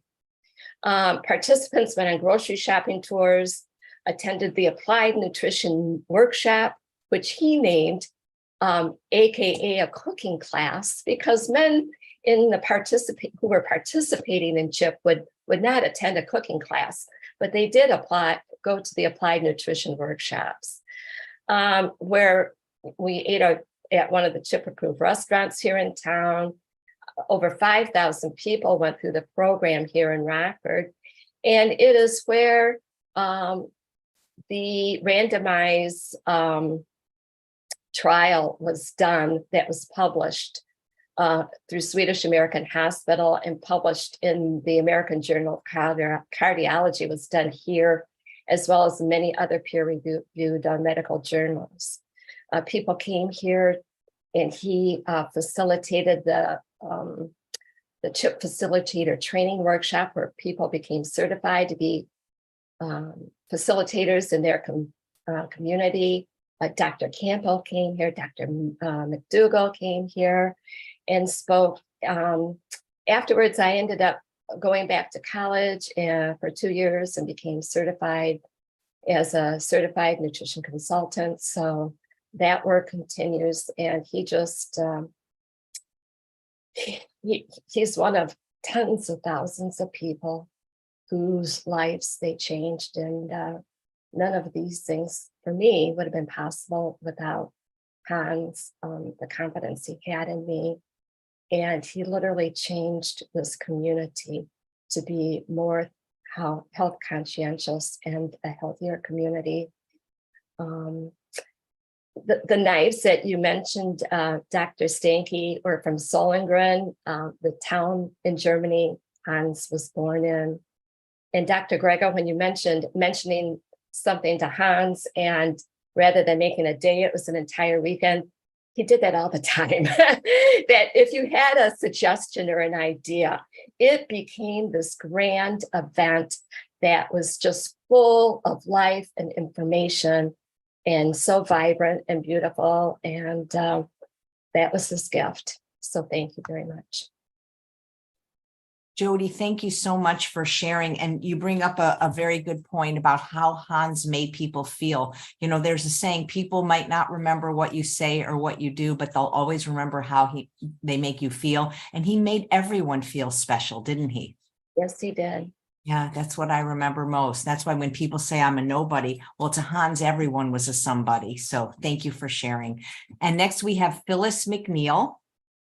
If you'd like to please unmute yourself. Okay, can you guys hear me? Yes, thank you. Okay, I'm Phyllis McNeil. I attended 3 CHIP program of Dr. Hansdale. I met Dr. Hansdale in March of 2021. I got released from Cedars-Sinai Hospital after almost lost my life. I got released in February 2021. Got connected with Dr. Hansdale and also the Zoom group that he was the clinical staff of that, and I got some big results. Let me tell you. Just for the 5 months, my A1C was 15.1 in January 21. When I got connected with Dr. Hans Diehl and his clinical staff. I got my A1C down in July, just 5 months afterwards, 7 months afterwards, from January to July 2021, from 15.1 to 6.6. Wow. Yes, and I was almost on dialysis. Had kidney failure. My lowest kidney number was a 31, but when I got into the CHIP program, it was a 58. Now today, I moved from stage 3 to stage 2. Now I'm in stage 1 with 93. My kidneys are normal. That's good news. I was on 25 medications today. I can't just do one medication. C.H.I.P doctors couldn't even help me. I had blood clots. I was just almost left for dead. And February 21, but God had another person out there who was going to help me. And it was Dr. Hans Diehl. He was my mentor. He looked into my background, into my website, and he knew the work I do, what I've been doing, helping people for 33 years, service of myself, and now I needed help. And boy, did God bless me with somebody like Dr. Hans Diehl, his wife, Nurse Mary Reynolds. I was a former foster child, so I had it rough in my life. But I overcome these illnesses. And just another thing, what happened, I had neuropathy in my feet, nerve damage to my feet. Wasn't even in the program that long. My feet was examined by my diabetic doctor in 2020 of summer 2020. By July 2021, neuropathy was gone. I had my nerves back in my feet. And another big thing happened to me. My eyesight, my vision in December of 2022, my vision, I used to wear glasses for 44 years to night driving. That night, I couldn't get caught without glasses. My eyes are 20/20. I don't need any more prescription. I don't need any glasses. I saw my doctor. My eyes reversed. And then I couldn't hardly hear. I have to have a hearing device. And December 2022, I got my hearing back. I can hear now. I can see. That's all in the Bible. And then I used to walk with a walker from 2017 all the way up until this year. I let go of my walker. I started walking without my walker. Not only did I start walking out on my walker, I had another reversal. I started jogging. I didn't even have that, and I didn't even know I would be able to jog. I started jogging May 23 of this year. That was good. Then my cholesterol is coming down. Let's see what else happened. The big thing happened that Dr. Hans Diehl knew when I did the CHIP program. He said, your heart is reversing. My congested heart failure has reversed. Thank you, Dr. Esselstyn, because that's all Dr. Hans Diehl talked about. How he told me about you, about reversing heart. My heart has reversed, and it reversed on July the 25th of this year. Can't believe it. I got a good heart. And what else? I mean, Dr. Hans Diehl, he has helped me so much. And he's gone up to heaven, but his spirit would always be in my heart. And I'll never forget that, because I will continue my journey of serving others like I did before I got really sick. And let's see what else happened. I have now 3 lifestyle medical doctors. One is at my finger's office, Dr. Linda. I have a cardiologist, Dr. Mary, Dr. Palmer. It's my lifestyle medicine doctor. And I got another one. I'll be seeing her for the first time this Thursday. All because of I'm changing all my doctors. As I get rid of the doctors that can't help me, I'm getting lifestyle medical doctors because they're doing what's the right thing to do to get people well. I'm very educated regarding nutrition. I feel like I got a PhD in nutrition. I don't mean to cut you off. This is a beautiful story, and we thank you for sharing. But if we could try to limit to 2 minutes, just because we have so many more people. But thank you so much, Phyllis. Your story is very, very inspiring, and we know how much you cared for Hans. So thank you for sharing. Can I just say one more word? My weight is going down. I'm still morbidly obese, but I'm not worried about it. because the weight's going to drop off like my conditions rapidly. I still got more conditions, but I'm just very grateful. Thank you. Thank you so much, Phyllis. And next we have May. I believe I'm pronouncing your name right. M-E-I. If you Yes, would. you are right. Perfect. I did everything that you Wait, guys wait. I've got to spotlight you, but I can't find you. Oh, wait. Hold on. May, where are you? If you could just wave your hand. Thank you. I'd like everyone to see you. There you go. Hi, thank you very much. I pretty much, everybody echoed the same thing I want to say already, so save my time. I want to bring out one thing very important. Just the day after I received a message from Lily about Dr. Hansi was hospitalized, I have this feather on my driveway, and then the feather followed me to my garage, and I pick it up, and that remind me of Dr. Hans Diehl. Went to 2014 when I attended my first ACOM conference, and I didn't know who he was. I know he was surrounded by so many people. He had this talk, and he say, be very gentle like a feather. So that remind me of him.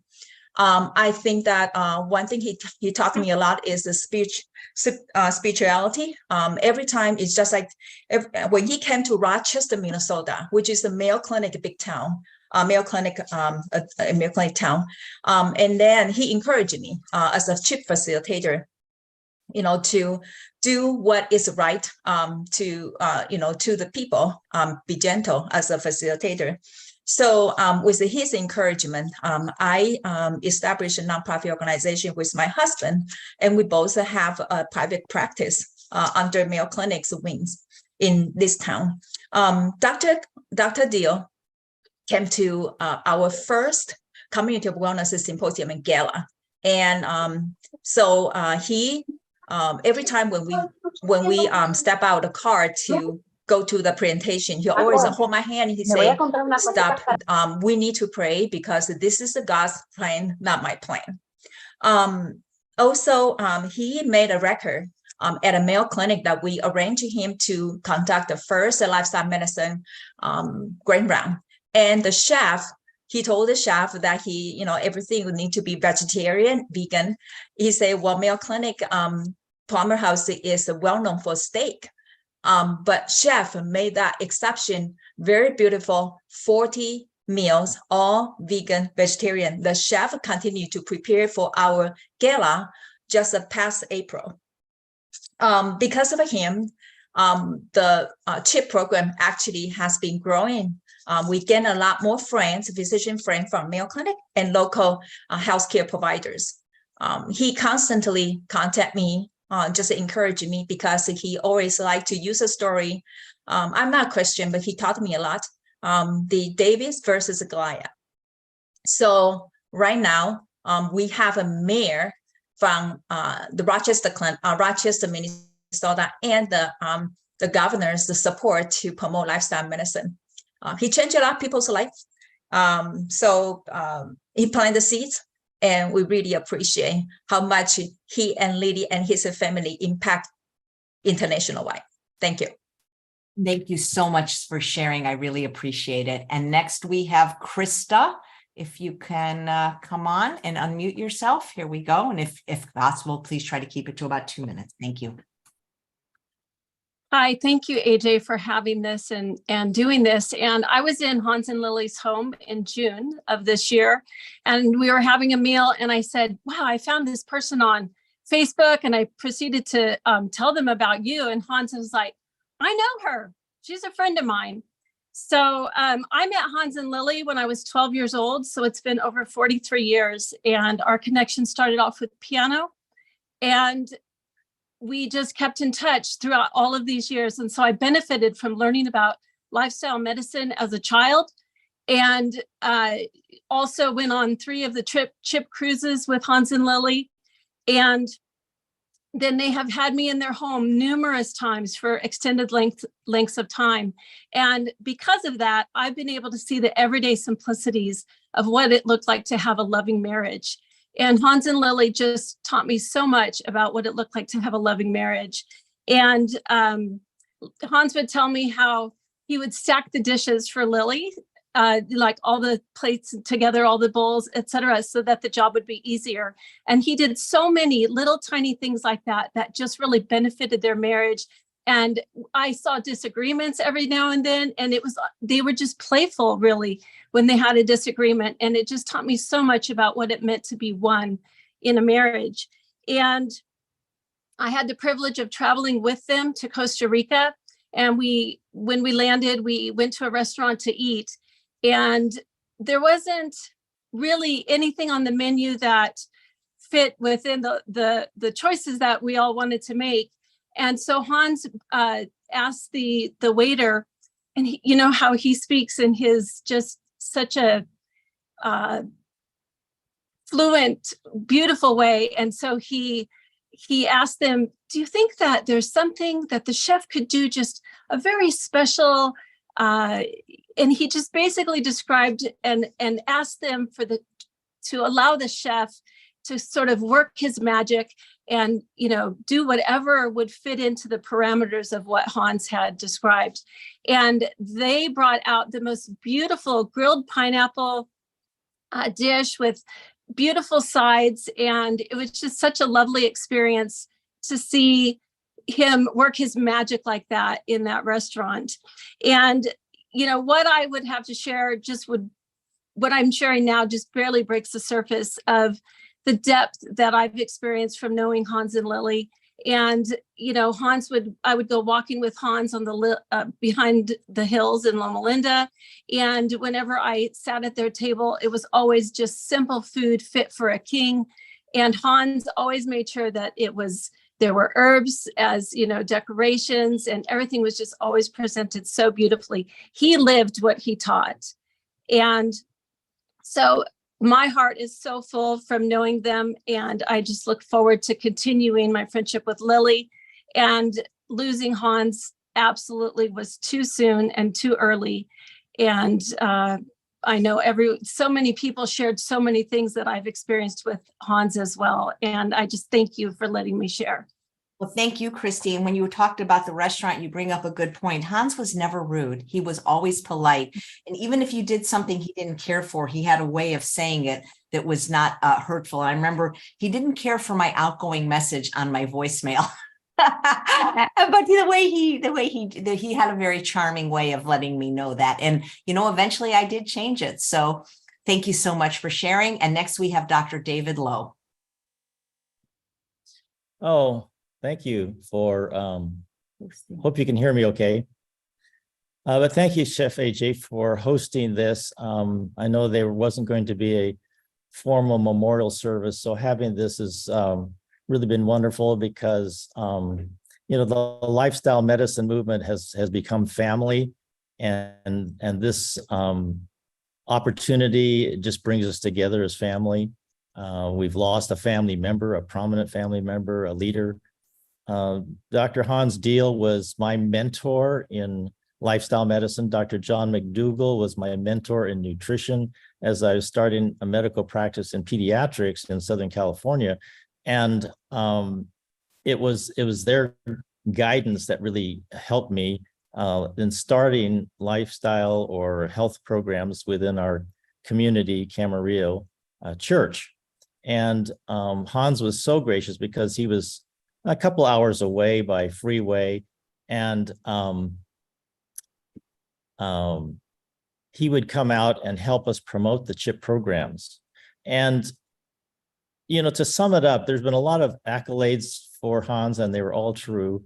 But one I have to say, he was brilliant, ahead of his time to bring the science and lifestyle medicine to the community. Nobody was really doing that. People might write books or do research articles, but no one was bringing it to the community like Hans did. And he did it in a way that non-medical people, as we've heard already, could take his videos and take them somewhere, present them, and conduct a health program.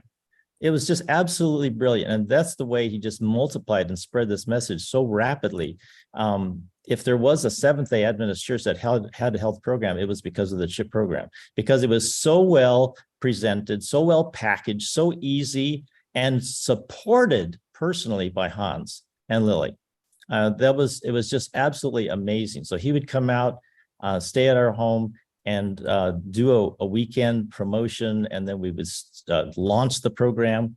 Lily would graciously come out and give an afternoon, Saturday afternoon concert, and it was just a great kickoff and a motivating factor for people to join the program. And then he would, even for our graduation, we'd have graduations, and then he would call in and congratulate those who've gone through the program. He always was just shepherding and guiding all of those programs. And it's amazing to me as I hear all of his connections all around the world, how he was able to do that, still connect with us personally.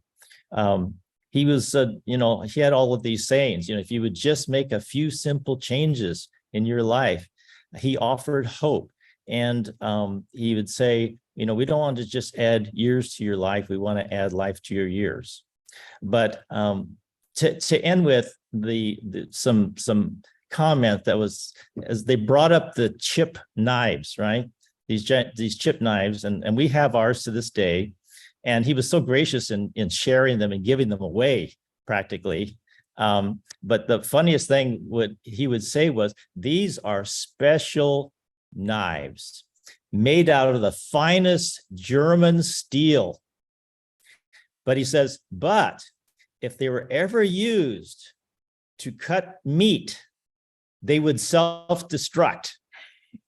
And so we would just laugh at that. But that was what he was. He was so engaging with everyone. We had him speak at our whole conference many times, and he was so engaging. He was rated so highly, even though he wasn't like well known to the outer world, but he was so engaging and so in touch, and knew how to touch people, that he would be motivating, but he would just have that way of giving them hope. So it's just an honor to just be here and to add to all of the things that have been said about him. I love that story, Dr. Lowe, about the knives. Last time I saw Hans, he gave me an herb scissors, and every time I use it, I think of him. So thank you so much for sharing, and nice to see you in Flow. Yeah, you're welcome. Thank you. And next we have Mary Jones. I just found you and then I lost you. Come on. Mary Jones, let me find you again. If you could just wave your hand, Mary Jones. Mary J. Jones, there you are. Okay, here we go. There you go, Mary. Well, I went to CHIP with May, who spoke just earlier, and she had Dr. Diehl come for our graduation. And I remember I fixed some food for that graduation, and he raved about it. He said, "Oh, I could even make this at home for Lily." And he just made me feel so special. But one of the things I've heard from so many of you is how you were in their home. And that's what he did to our class. He said, "No, if you're ever in California, you come to our home. We want to see you. We want to spend time with you." And that was huge. I mean, so thank you, AJ, for having this, because I think all of us have needed this opportunity to share our memories and our joys and our sorrow at the loss of Dr. Diehl. And love and prayers to his family. Thank you. Thank you so much, Mary. And I agree with you. And even though this is maybe going to be 3 hours, it's going to be a lot less time than if we all had to travel to Loma Linda. And I feel it's necessary for all of us to be able to say how much we loved Hans and let the family know as well. Thank you, Mary. And next we have, thank you. One Mary to another Mary. Mary Reynolds, you're next. From one Mary to another Mary. Hi, this is Mary Chan Reynolds, and a lot of people know me from the CHIP program back in Loma Linda University, and especially Greg Steinke and Dina and George Guthrie. Hi to you guys, and it's wonderful to be in the CHIP organization. And I agree, Hans has a dynamite personality that he just full of energy, and he has a sense of humor. He has so much to share, especially his stories, how it developed, how he got into the CHIP organization and getting all the publicities out there in various places. And it was really neat to be part of the CHIP organization and go to the annual conferences all together and meet all the different CHIP facilitators and the training session. And you just feel like family. And one thing I remember, these video recordings, being a facilitator, Dr. Lau, you are true that we can really be spreading all this, and we have CHIP in our heart always. And I've been helping with a support group here with Vernita and Betty, and just following Hans at the last meeting that we had with a U-turn program. We met wonderful people like Phyllis and Old School, and having lifestyle changes in their life. And I'm going to let Old School tell about a little part of him, but it's amazing how lifestyle has changed. But anyway, it's wonderful to have this done. Chef AJ, I known you for many years when you were doing the flip-flops performance in our annual meeting there for the CHIP. And to see your weight loss was amazing. So again, thank you for organizing this and to have this special for the Diehl family. Thank you so much for sharing, Mary. And next we have Anjali. Hope I said your name right.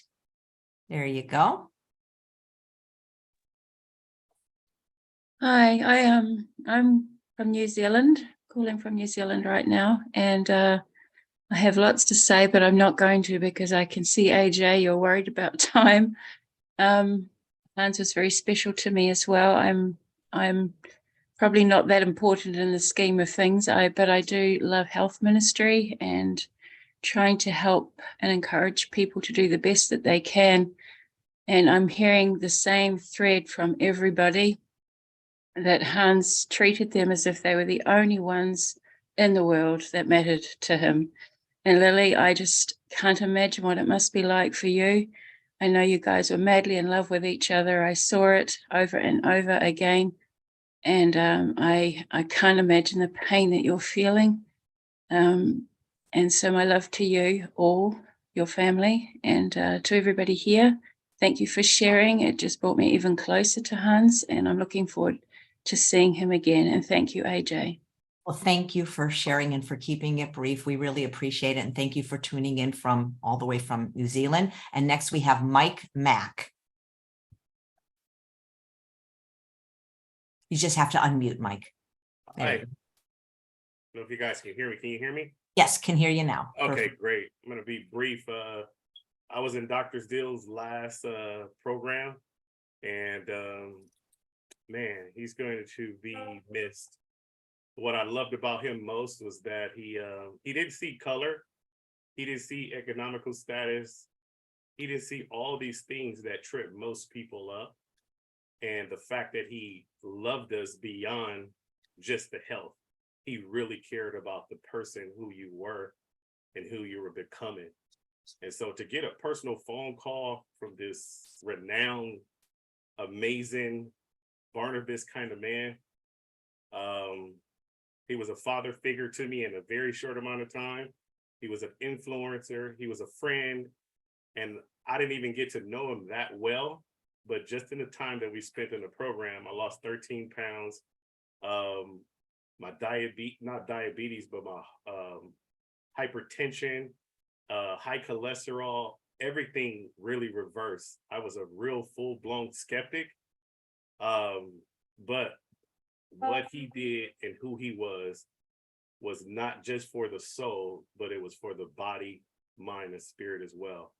And so I thank God for him and Lily, and thank God for all the stuff that he has done for us as a whole.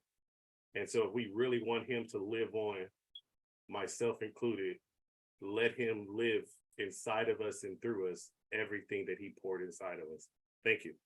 Thank you so much. And I love what you said, because it just shows that it didn't matter how long we knew him. The depth of our love was so great because he loved everyone. Thank you so much, Mike. And next we have Betty Wheeler, who I had the privilege of working with a couple of times when Hans was starting some other programs. Thank you, Chef AJ. My name again is Betty, and I'm a social worker. My friend and I started a support group called Healthy Road Lifestyle. Our group provides education and support about the importance of a whole food, plant-based diet. Dr. Diehl heard about our group and came along to support us. He became a friend and a mentor. He often attended our meetings and spoke to our group, and he just took the group to a whole new level. He impacted my life as well as the lives of our participants. The things that stood out to me was his knowledge, and he was such an amazing and engaging speaker. And not only that, like people have said, he was such a caring man. He was such a great man, and he was a man of faith who led by example. The Bible says they shall know you by your love. And he was so loving and gave of his time so generously. A couple of times this year, he called me up and said that he knew someone who was having some health challenges. So together we would meet at this individual's home, and he would talk to them about their diet, about eating whole foods. And he invited me to come along so that I could share with them information about the Jump Start and to be a support to those individuals. And so he often discussed with us as a group about the importance of service over self. And he lived that out so eloquently. The fact that he would give house calls and help individuals whose health was struggling just blew me away. And I'm just so grateful to God that my path crossed with Dr. Diehl. And I really miss him a great deal. And I will miss all the work that we did as a group together with him. And so I just want to thank you, Chef AJ, for this celebration of his life. And I just want Lily to know that you and your family are in my thoughts and prayers. And I just thank you for this opportunity to just share my time with Dr. Diehl. He's just an amazing man.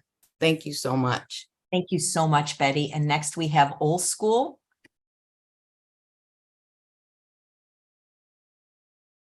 You're muted, Old School.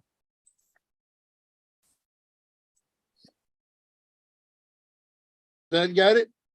You're perfect now. Yeah, I met Dr. Diehl about 7 months after receiving some very disturbing news.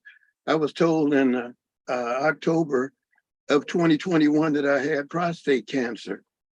And when I was told by the urologist, I asked him, I said, well, what can I do about it? And he suggested 3 options: surgery, chemotherapy, or radiation. He said, what would you like to do? I said, whoa, slow down. I said, man, you just hit me with news like this and you're looking for an immediate response.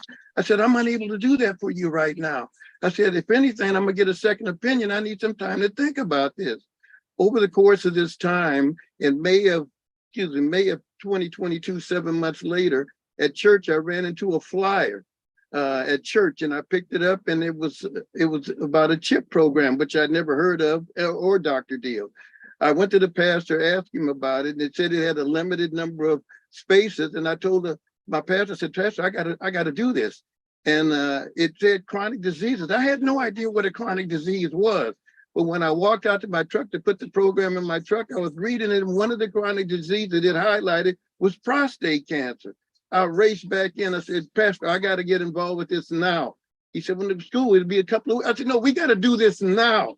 I said, I need to register now. I need to be in that class. I don't want it to fill up on me.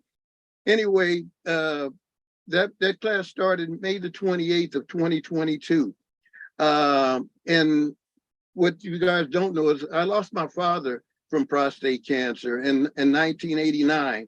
And I found out, visiting my brother in November of 2021, that my brother and 3 of my cousins, my mother's sister's children, had prostate cancer. And they were all telling me which way I needed to go and stuff like that. I ran into Dr. Diehl's program. I took it to heart. I dotted every I and crossed every T. The program ended August. It started May the 28th of 2022. It went to August the 3rd of 2022. I had my second biopsy in November of 2022. And from the same urologist, I had a total reversal in my prostate cancer. I didn't have to do chemotherapy, radiation, or surgery like any of my predecessors did. And as you can see, that I'm still with you. So I feel through the grace of God that it was a blessing through His grace to meet Team Diehl, because I don't see just Dr. Hans.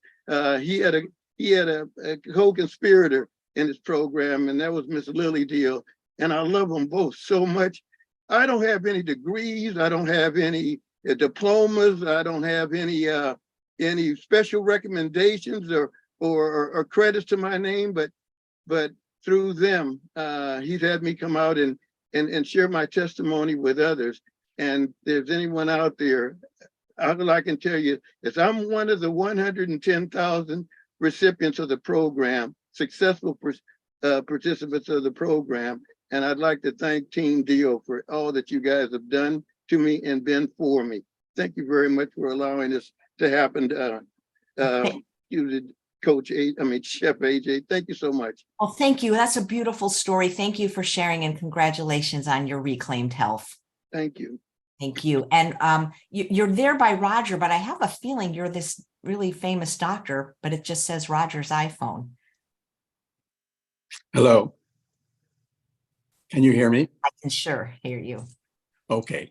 So I'm Roger Greenlaw, retired clinical professor emeritus at the University of Illinois College of Medicine in Rockford. And 23 years ago, our family dentist, man and wife dentists, came home from Chicago meeting with a tape in hand, a little audio tape, and they said, we heard this guy, Hans Diehl, talk at the Dental Society meetings about health of the teeth and mouth with this program.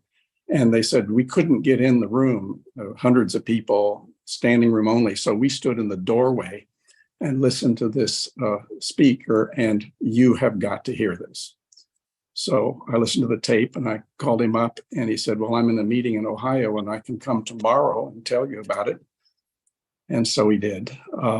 We had him present introductory program at Swedish American Hospital, one of the hospitals serving the medical education program at the medical school.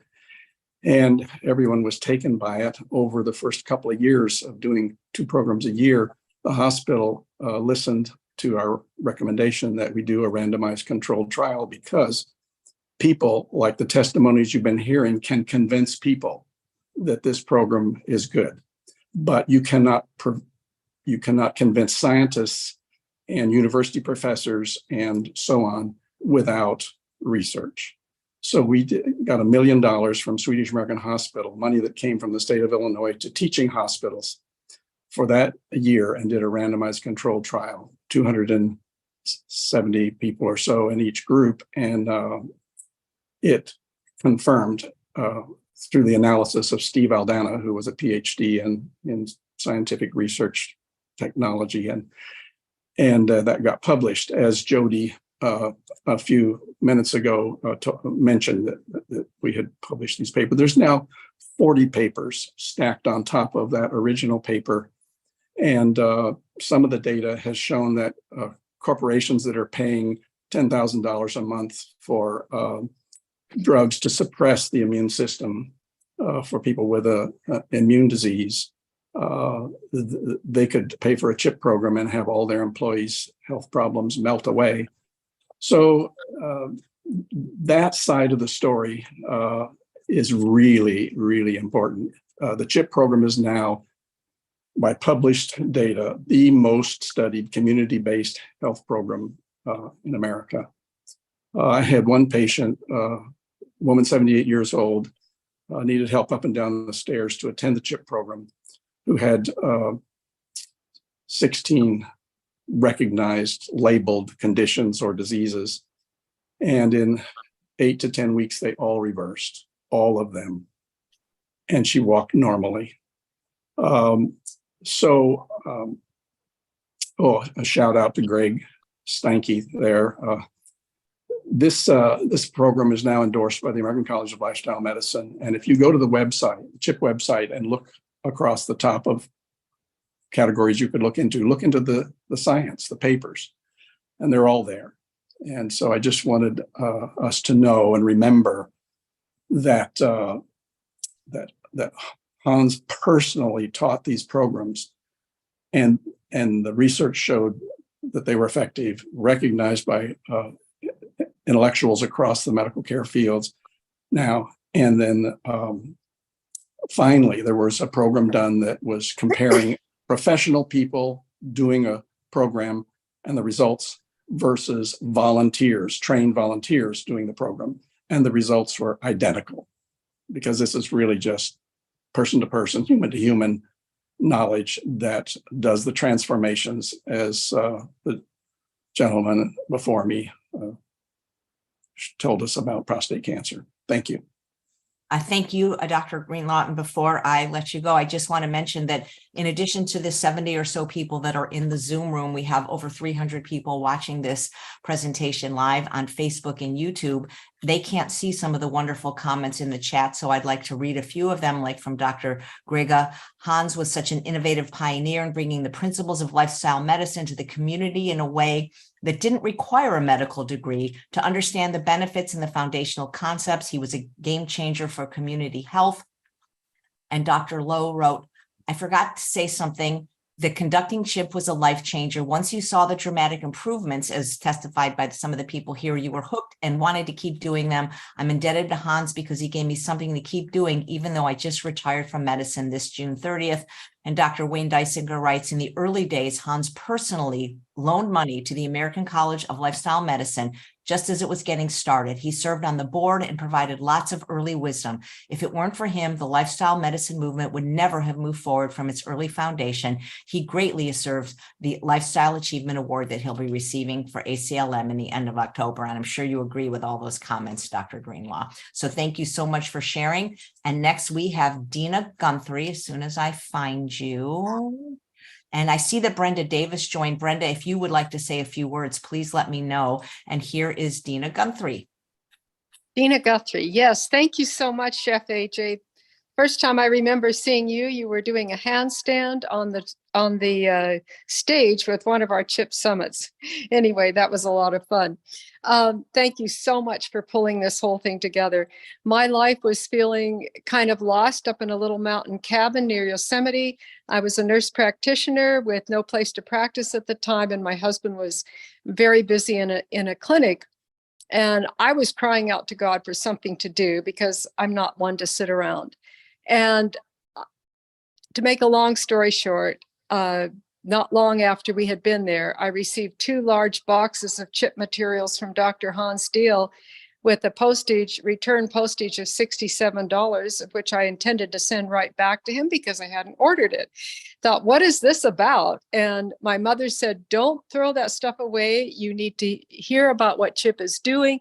We're having dynamite results here in Wichita, Kansas.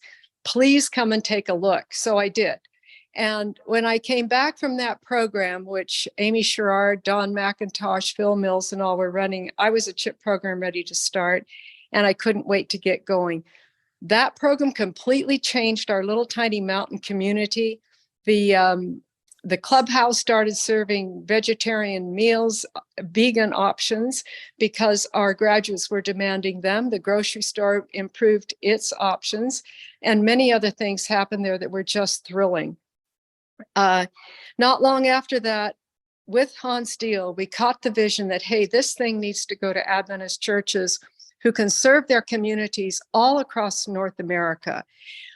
And with Hans's open hand, we took that thing, and with Harold Burden's support, he and I sat down and worked hard on a manual to coordinate how to run a program in a church setting. From there, thanks to Frank McMiller, we bounced up to Canada. And with Frank's encouragement, it spread all over British Columbia and then all over Canada, down into across the United States, and eventually, with Hans's invitation, we ended up going to Australia, New Zealand, England, Scotland. It was thrilling to watch this thing develop. I could not have known when I opened those boxes up there in that little cabin that the next 16 years of my life would be totally consumed with the joy of running this program. When the opportunity came for me to return to my nurse practitioner role, I said, no, it's just too exciting. Not getting paid a lot for this, if anything, but it's more exciting than anything I've ever done in my life. Watching people get well and then stay well instead of just handing out medications was a total thrill. Lily and I are a day apart in age. We grew up together in the Philippines. And Lily, I'm sure you're listening in. I just want you to know that my arms wrap around you. Your music has always brought tears to my eyes of joy and great pleasure. And I hope, and I'm grateful to hear that you will continue playing. And I look forward to hearing the next time you give a concert, where if I'm anywhere around. The last time you played was in our home in Orlando, where you did a little concert just for my mother, who was about 100 years of age. I keep wanting to tell Mother about Hans. She wouldn't believe it, but both she and I, Mother's passed now at age 104, but both she and I plan to meet Hans under the Tree of Life, where we're going to be eating whole plant-based diet for the rest of eternity. And I think the next meal we'll have together will be under the Tree of Life, and I'm really looking forward to that. Thank you so much, Chef AJ, for letting me share. Thank you so much, Dina. And next we have Marilyn Smith. We have just a few more people who have asked to share. Marilyn, you need to unmute. And then I would like to end with a very funny email Hans sent me 13 years ago, a funny story, and a very short 2-minute video of when he was on my television show. Here you go, Marilyn. Thank you, Chef AJ, so much. What a joy it's been to be with you all this morning. Hans and Lily are like family to us. We live in the greater Loma Linda area, and I just wanted to share with you, first of all, let me just say that it was my great pleasure and privilege to have taken 3 years of piano from our dear Lily Diehl. What a joy it was. We had so much fun. I was with the little kids. They all played better than I did, but we still had a great time, didn't we, Lily? Thank you, Lily, for everything that I learned and making it so much fun. You probably all remember, and maybe even have in your library, the little pamphlet book called U-Turn that Hans Diehl wrote together with Eileen Ludington. And Daryl, I saw you among the participants here, attendees. So Daryl, my heart goes out to you too. I wanted to share with you that in the greater Loma Linda area, in every Loma Linda facility, whether it's a university or the healthcare, that is one of many little books that about 150 volunteers stock in carousel racks in these facilities. And about 200,000 pieces of literature are taken in these Loma Linda facilities by people that visit from all over the United States and, yes, even the world. These pieces of literature offer hope and help. And that little book called U-Turn is always one of the 3 top pieces of literature that are taken. And so I know that Dr. Diehl is helping people far more than what any of us know. So thank you so much again, Chef AJ and Charles, for coordinating this and making this possible. God bless. Thank you very, very much, Marilyn, and I believe Dr. Neil Nedley joined. I don't see him, so if you are here, there you are, Dr. Neil Nedley. I'm so happy. That's the problem with all these doctors. A lot of them had emergencies or had to work today, but thank you so much. I know you're on a long shift, so I really appreciate you being here to share your thoughts about Hans. Oh, well, thank you very much. And there's so much we could say about Hans, but one of the things I'd like to center in on is his selfless really compassion and love for others, even in those in the medical field that sometimes may not have seen eye to eye, or those that might have been seen as even competition. When Hans put out his CHIP program, and there were a lot of CHIP programs being run around the country, he sometimes was asked about references. And we had put out a book called Proof Positive that has over 2,000 scientific references in regards to heart disease and hypertension and a lot of diabetes, a lot of the things he would talk about. And in a selfless way, he'd say, if you want to, get all those references, get Dr. Nedley's book, Proof Positive, it will have them all, which was very kind of him to do that.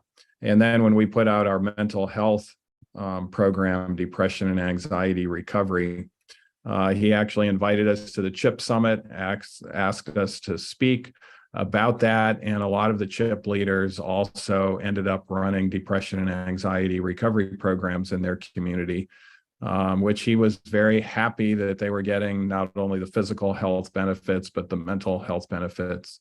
And very few individuals that had put out what he had done would have been showing that selfless aspect. Many would have seen it as competition. I don't want them running any other programs. This is what they're supposed to do as CHIP. But Hans did not see it that way. And anything that could elevate humanity and the health of others mentally, physically, and spiritually, he was for, even though some might have viewed it as hurting his bottom line. Thank you so much, Dr. Nedley. I know that you're working, so I really appreciate you sharing your thoughts. Thank you. Take care. And next we have Brenda Davis, and I'm so thankful and appreciative of having her here. And I know she really cared about Hans. Oh, thank you so much, AJ. Can you hear me? Yes, perfectly. I just have been listening on the live stream and thought I have to say a few words as well.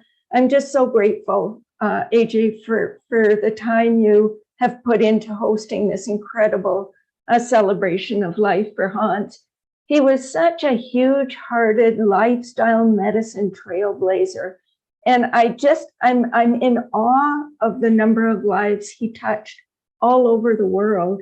And just shortly before he passed, he was actually mentoring lifestyle medicine physicians in Romania, helping them to put on their second lifestyle medicine conference. And they are really struggling to move forward without him.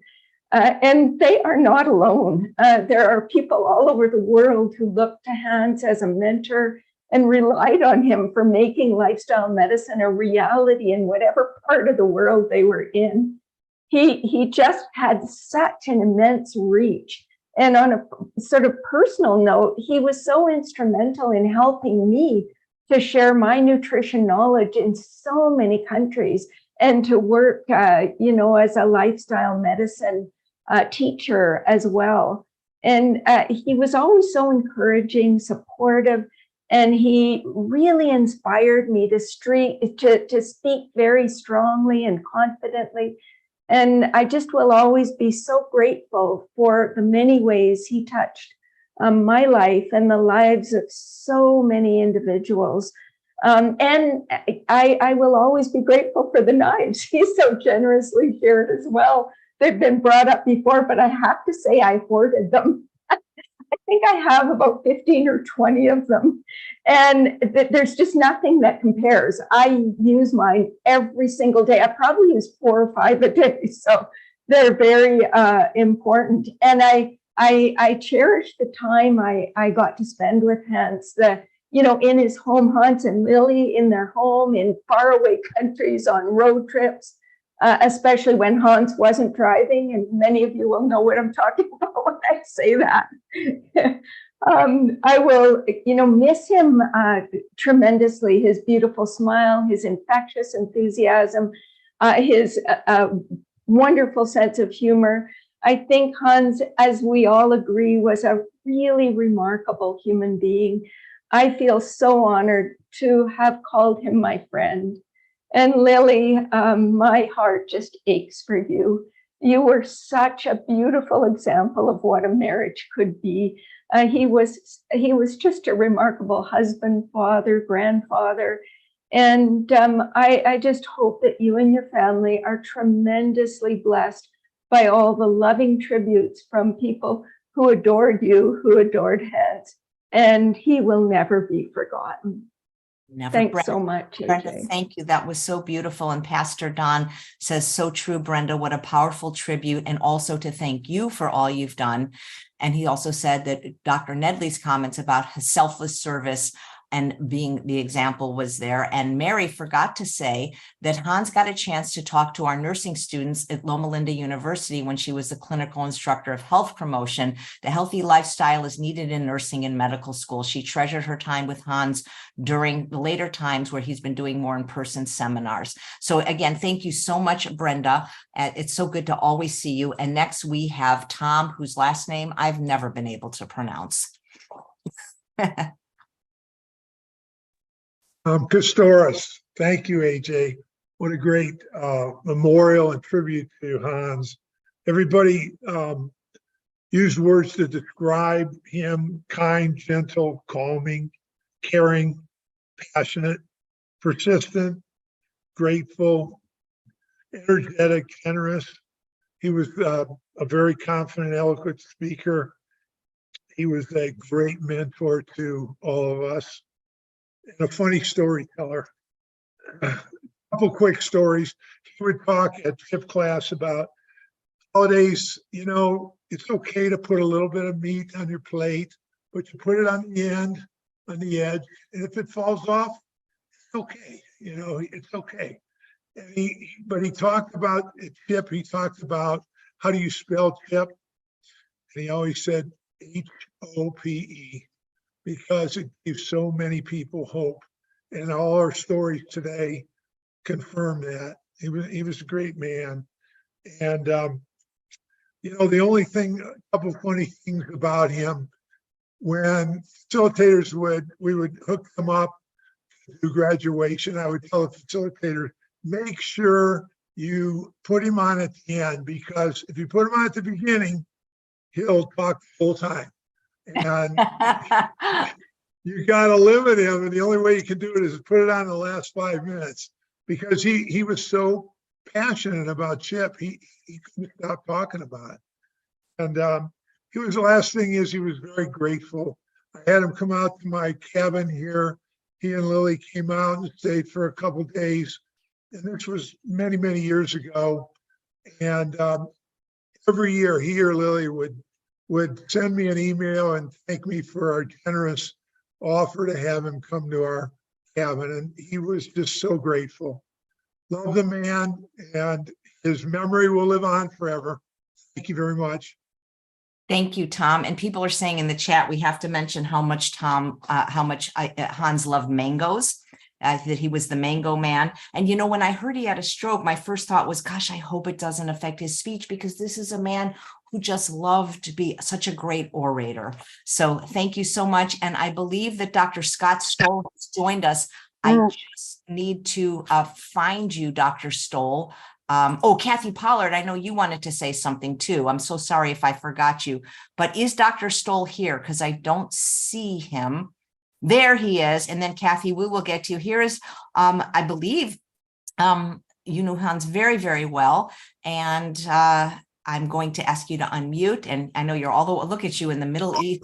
Oh my God, you look great, Dr. Stoll. Thank you, Chef AJ. Yes, we better go. be there so they can leave so I can watch the Okay, kids. somebody is not muted. There we go. Okay, there you go. All right, can you hear me now? Yes. Okay, very good. Well, thank you, AJ and Lily and Diehl family. I just want to tell you how much I really valued my relationship with Hans. As I was thinking about just remembering Hans and the life that he lived and the times that we shared together, the one word that came to my mind first was love. I know that Jesus had said, that to summarize the entire law and prophets was to love the Lord your God with all your heart, mind, soul, and strength, and to love your neighbor as yourself. And Hans lived that out every minute that I knew him. His passion for loving people came from that deep love that he had for people. His passion for life, the earth, the animals came because he loved God and valued the world and valued the resources in the same way that God saw the world and that God saw people. And it's just through the lens of love that Hans lived his life.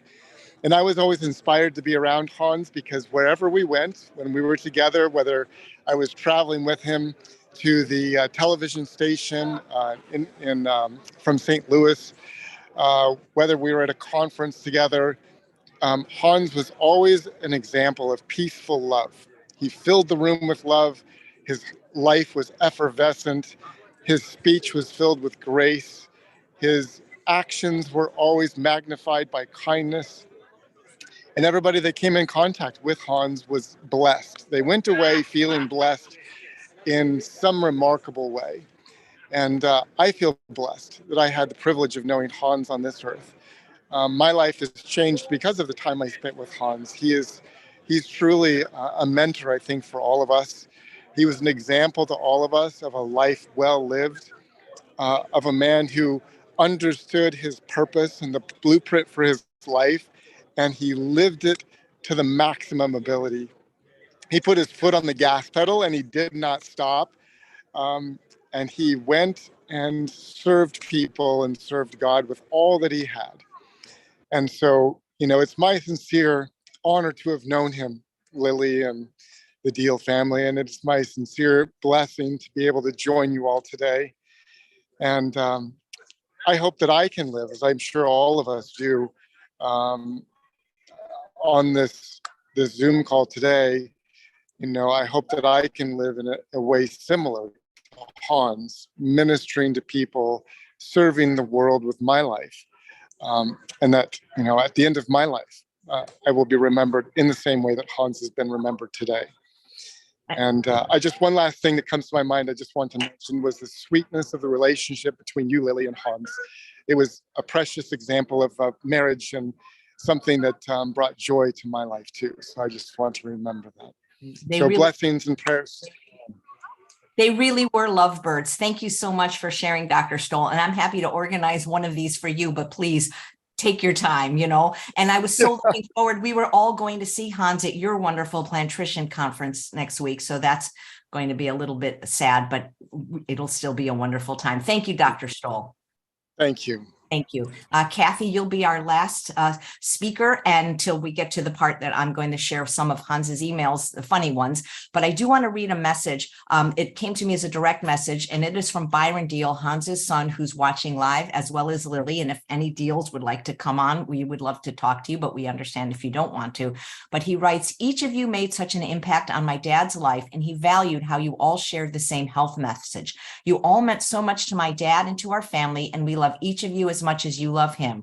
Thank you, everyone, for sharing so many beautiful thoughts and stories of my dad and your friendships with him. He was an amazing father and wife, and it makes our family feel so special to hear each of your stories. Well, Byron, I have a story for you that we're going to end with that I don't think you've heard, that I think you'll laugh. So, Kathy, we know you loved Hans too. Yes, it's an honor to be among all of these illustrious speakers, everyone. And I have not a lot to say, so I'll be quick. You've so well expressed your love for this amazing man, Dr. Diehl, who I knew and who always was gracious when he met me. But we were not, we didn't work closely together. I'm honored to have been able to work within his circle of plant-based practitioners and lifestyle medicine staff people, and all with all of your work. As many of you said, he was a researcher, a gifted orator. He was so giving. I just want to emphasize what people have said before. The CHIP program, as I said to our ACLM staff members, because we heard of his passing from Susan Benegas, just as we gathered together for our staff meeting. And I just wanted to emphasize what the CHIP program is all about, which you've heard about, and that is community. Dr. Diehl created this foundation of lifestyle medicine based on community. It wasn't just the people who he literally healed and helped reverse disease, but the community was part of that. He, got restaurants to change their menu so that his patients and their families and the whole community could eat better. He got not just the families, but the whole tribe together to better their health. And that's just a gift. That's a gift to society. I also just wanted to just share some memories as just one of the so many of my influencers have spoken here today, and I just have memories of him speaking 20 years ago at the North American Vegetarian Conference, Vegan Conference, and playing piano. I think I remember him playing piano. Now, where did he learn that from, Dr. Lilly? I think from you. But he was just such a fun and giving speaker that the humanity of him is what I think we all remember the most. Anyway, that's all I have to say. Thank you for putting this together, AJ, and I hand it over to you. Well, it was my pleasure, and thanks all of you for taking the time to be here. I just want to end, like I said, with a funny story, a 2-minute clip of Hans on my TV show. But also, I would like to read an email that Hans sent me. We all know how wonderful he was in giving, but he also had a really wonderful sense of humor, not just when he spoke, but even in his emails. I remember that Hans had sent me a funny email a long time ago, and I think he probably would appreciate me reading it here now if he had a say in this. The email, interestingly, came to me on Wednesday, February 10th, 2010 at 6:34 a.m. And here is an email about the CHIP program. In the beginning, God created the heavens and earth, and he populated the earth with broccoli, cauliflower, and spinach, and with apples, pears, and mangoes, and with green and yellow and red vegetables, and with fruits of all kind, so that man and woman might live long and healthy lives with unclouded minds. Then, using God's great gift, God's adversary, Satan, created Ben & Jerry's ice cream and Krispy Kreme donuts. And he said, "You want chocolate with that too?" And man said, "Yes." And women said, "As long as you're at it, add some sprinkles to it." And they gained 10 pounds, and Satan smiled. And God created the grains, and women learned to bake 7-grade bread so that she might keep the figure that man's found so fair. And Satan invented white flour from the grain and sugar from the cane and combined them.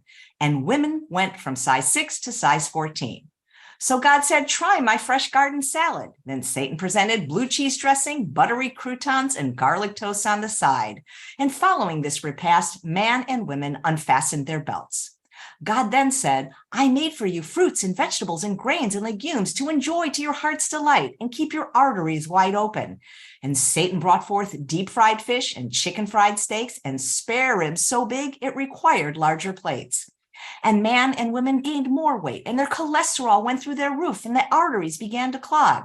And God created a light, fluffy cake and named it my manna, and he said, "It's good." So Satan created a chocolate cake and named it devil's food. God then brought forth running shoes that his children might lose those extra pounds. Then Satan provided cable TV with a remote control so that man would not have to get up anymore to change channels. And man and woman laughed and cried before the flickering blue light in high definition, and they gained more pounds in their rounds, thus blurring their once so pleasant position. Then God focused their attention on the potato, naturally low in fat and high in nutrition, and Satan peeled off the healthful skin and sliced the starchy center into chips and deep fried them. And man and woman gained more pounds. God then showed woman how to fill whole wheat pita bread with the delicacies he had provided to satisfy man's appetite. Then Satan created McDonald's and its 99-cent double cheeseburger, and he said, "You want fries with that and a milkshake too?" And man replied, "Yes," and supersized them. And Satan smiled, "It's the best." And man went into cardiac arrest. And God sighed. And then he created the C.H.I.P program to highlight his whole food program to restore once more his image through man's lip. But Satan countered, "No one will ever want to eat that." And instead, he pushed for stents and surgery to repair the damage done so freely. And man went bankrupt. So I thought that was a wonderful email I got from Hans. So let me figure out, some of you are putting little photos on, which is nice. So let me just spotlight myself to make sure I can tell you this very, very funny story. And then we will end with a 2-minute clip. So when this happened, it was actually hilarious. Pastor John Jensen was there. The Esselstyns were there. And Hans, I've never seen him laugh so hard in my life, and he often asks me to retell this story. As I mentioned at the beginning, I produce conferences. I'll be doing my 22nd and probably final conference this September, and Hans was our first keynote speaker. As such, we often invited him back just as a very, okay, whoever's doing that, please do not share your screen, please. Okay, this is not good. Please, guys, you've got to stop doing that. Who is doing that? And please stop. I've got to stop you sharing. Okay. So this was the third conference. So this would have been 2010, 11, 12. And our keynote speaker was Dr. Esselstyn. And because Dr. Esselstyn and the Diehls, they're such good friends, we gave them, of course, front row seating. This was at Pastor Jensen's church in the South Bay. And we were old school. We didn't have anything formal. So we basically just typed up on pieces of paper, reserved for Dr. Esselstyn, for Ann Esselstyn, reserved for Dr. Diehl, and reserved for Dr. Diehl, because Lily is also a doctor. So there were 2 of these on the chair. Well, when Ann Esselstyn came to do her cooking demonstration, Lily asked if she could participate, and she wanted people to show people how to easily open a pomegranate. So Lily is sitting in the front row, and she's wearing a very, Lily's a diminutive, and she's wearing a very lovely skirt outfit that may be made of wool, but it had kind of a sticky Velcro-like material. And so when Lily got up to come to the stage, and remember, this is not only in front of 300 live people, but being live streamed everywhere. Somehow, and we don't know how this happened, but this sign that said "Reserved for Dr. Diehl" got stuck right here on Lily. And she walked on stage and with this sign on her posterior that said "Reserved for Dr. Diehl." And the audience went nuts. People just couldn't stop laughing in the audience in the live stream. Sorry if this embarrassed Lily, but it made everyone laugh so much. And there have been many times where Hans has actually asked me to recount that story. So the motto of the story is maybe don't wear wool, but thank you so much for letting me share that. And we're just going to end with a brief, it's only 2-minute video. Hans was on my television show called Healthy Living with Chef AJ 8 years ago. I will put the entire episode on YouTube very soon for you to see it. But first, let me just share just a little clip so that you can just see how his lovely personality and sense of humor always shines through. Let me see if I did that correctly. Can you guys see that? If you could, Brenda, I can see you. Brett, can you? Okay, Tom says yes. So let me just play that from the beginning. I'm going to maximize it. And here we go. It's just 2 minutes and 50 seconds. Now, one of the recipes I've loved in your book, because they actually served it to us when I took the C.H.I.P program, of which I'm a graduate, by the way, and I still have my pedometer. Very good. I'm at almost 5,000 steps today. So while that, we'll switch places with you, please feel free to stir. Even though you're a doctor, I'm sure you have some rudimentary cooking skills. Now, correct me if I'm wrong, but C.H.I.P stands for Clearly Hans is Perfect. I love you. You're right on target. When did you found the C.H.I.P program, and what gave you the idea to do that? Well, I was reading an article in the 1970s. I was in graduate school then about a province in Finland which was known as the Valley of Beautiful Widows. Behind that was the fact that many of their husbands had died at 35, 40 years of age. This was the area in the world that had the highest rate of heart disease, corner risk #1. And then a young physician came into the area and said, we need to change the diet. He began to change the salt intake, the fat intake, the animal products. He said, we need to bring some fruits and vegetables in here. And 25 years later, the disease rate, the death rate from heart disease had dropped by 73%. That's what inspired me. That's incredible. And then, of course, I had Nathan Pritikin. You used to work for him, I used to work there, yeah. What a pioneer he was. Yes, he was. There was a residential program. People would come there for 4 weeks. They would eat very simple foods, unprocessed foods, exercise. And we saw, I was stunned. The diabetes came down, the high blood pressure came down, the medications came down. And I said, I need to do this, but how do I do this for everybody? So it evolved into a program where I would then take it to the community and help people in communities. And now we have some 70,000 people around the world that are doing this kind of programs. That's absolutely inspiring and amazing. Well, Dr. Diehl, it looks like our creamy millet pudding is done. Would you mind releasing the pressure? Thank you. Wow, you're an excellent chef. Well, of course. This is your recipe and my representation of it. We have good judgment, right? We work very well together. Thank you so much for making Absolutely. Thank you for having me. I really enjoyed it. Thank you. Yeah. Thank you, Dr. Diehl. Thank you so much. You're so sweet. Thank you. Thank you Let me so get in much. on this. This is really legal. It absolutely is. It's CHIP approved.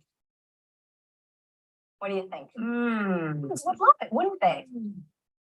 I'm so glad you like it. Dr. Diehl, Let me just finish this one. Thank you so much, Dr. Diehl, for being a guest on Healthy Living. In addition to the 70,000 people that you've inspired to adopt a healthy lifestyle, you've also inspired me. And it's on your shoulders I stand that I become tall. So thank you. Thank you. I think it's on his shoulders that we all stand. We love you so much, Dr. Diehl. Our love goes out to the Diehl family. And thank you all so much for being here. It was truly a life well lived. Take care, everyone, and God bless.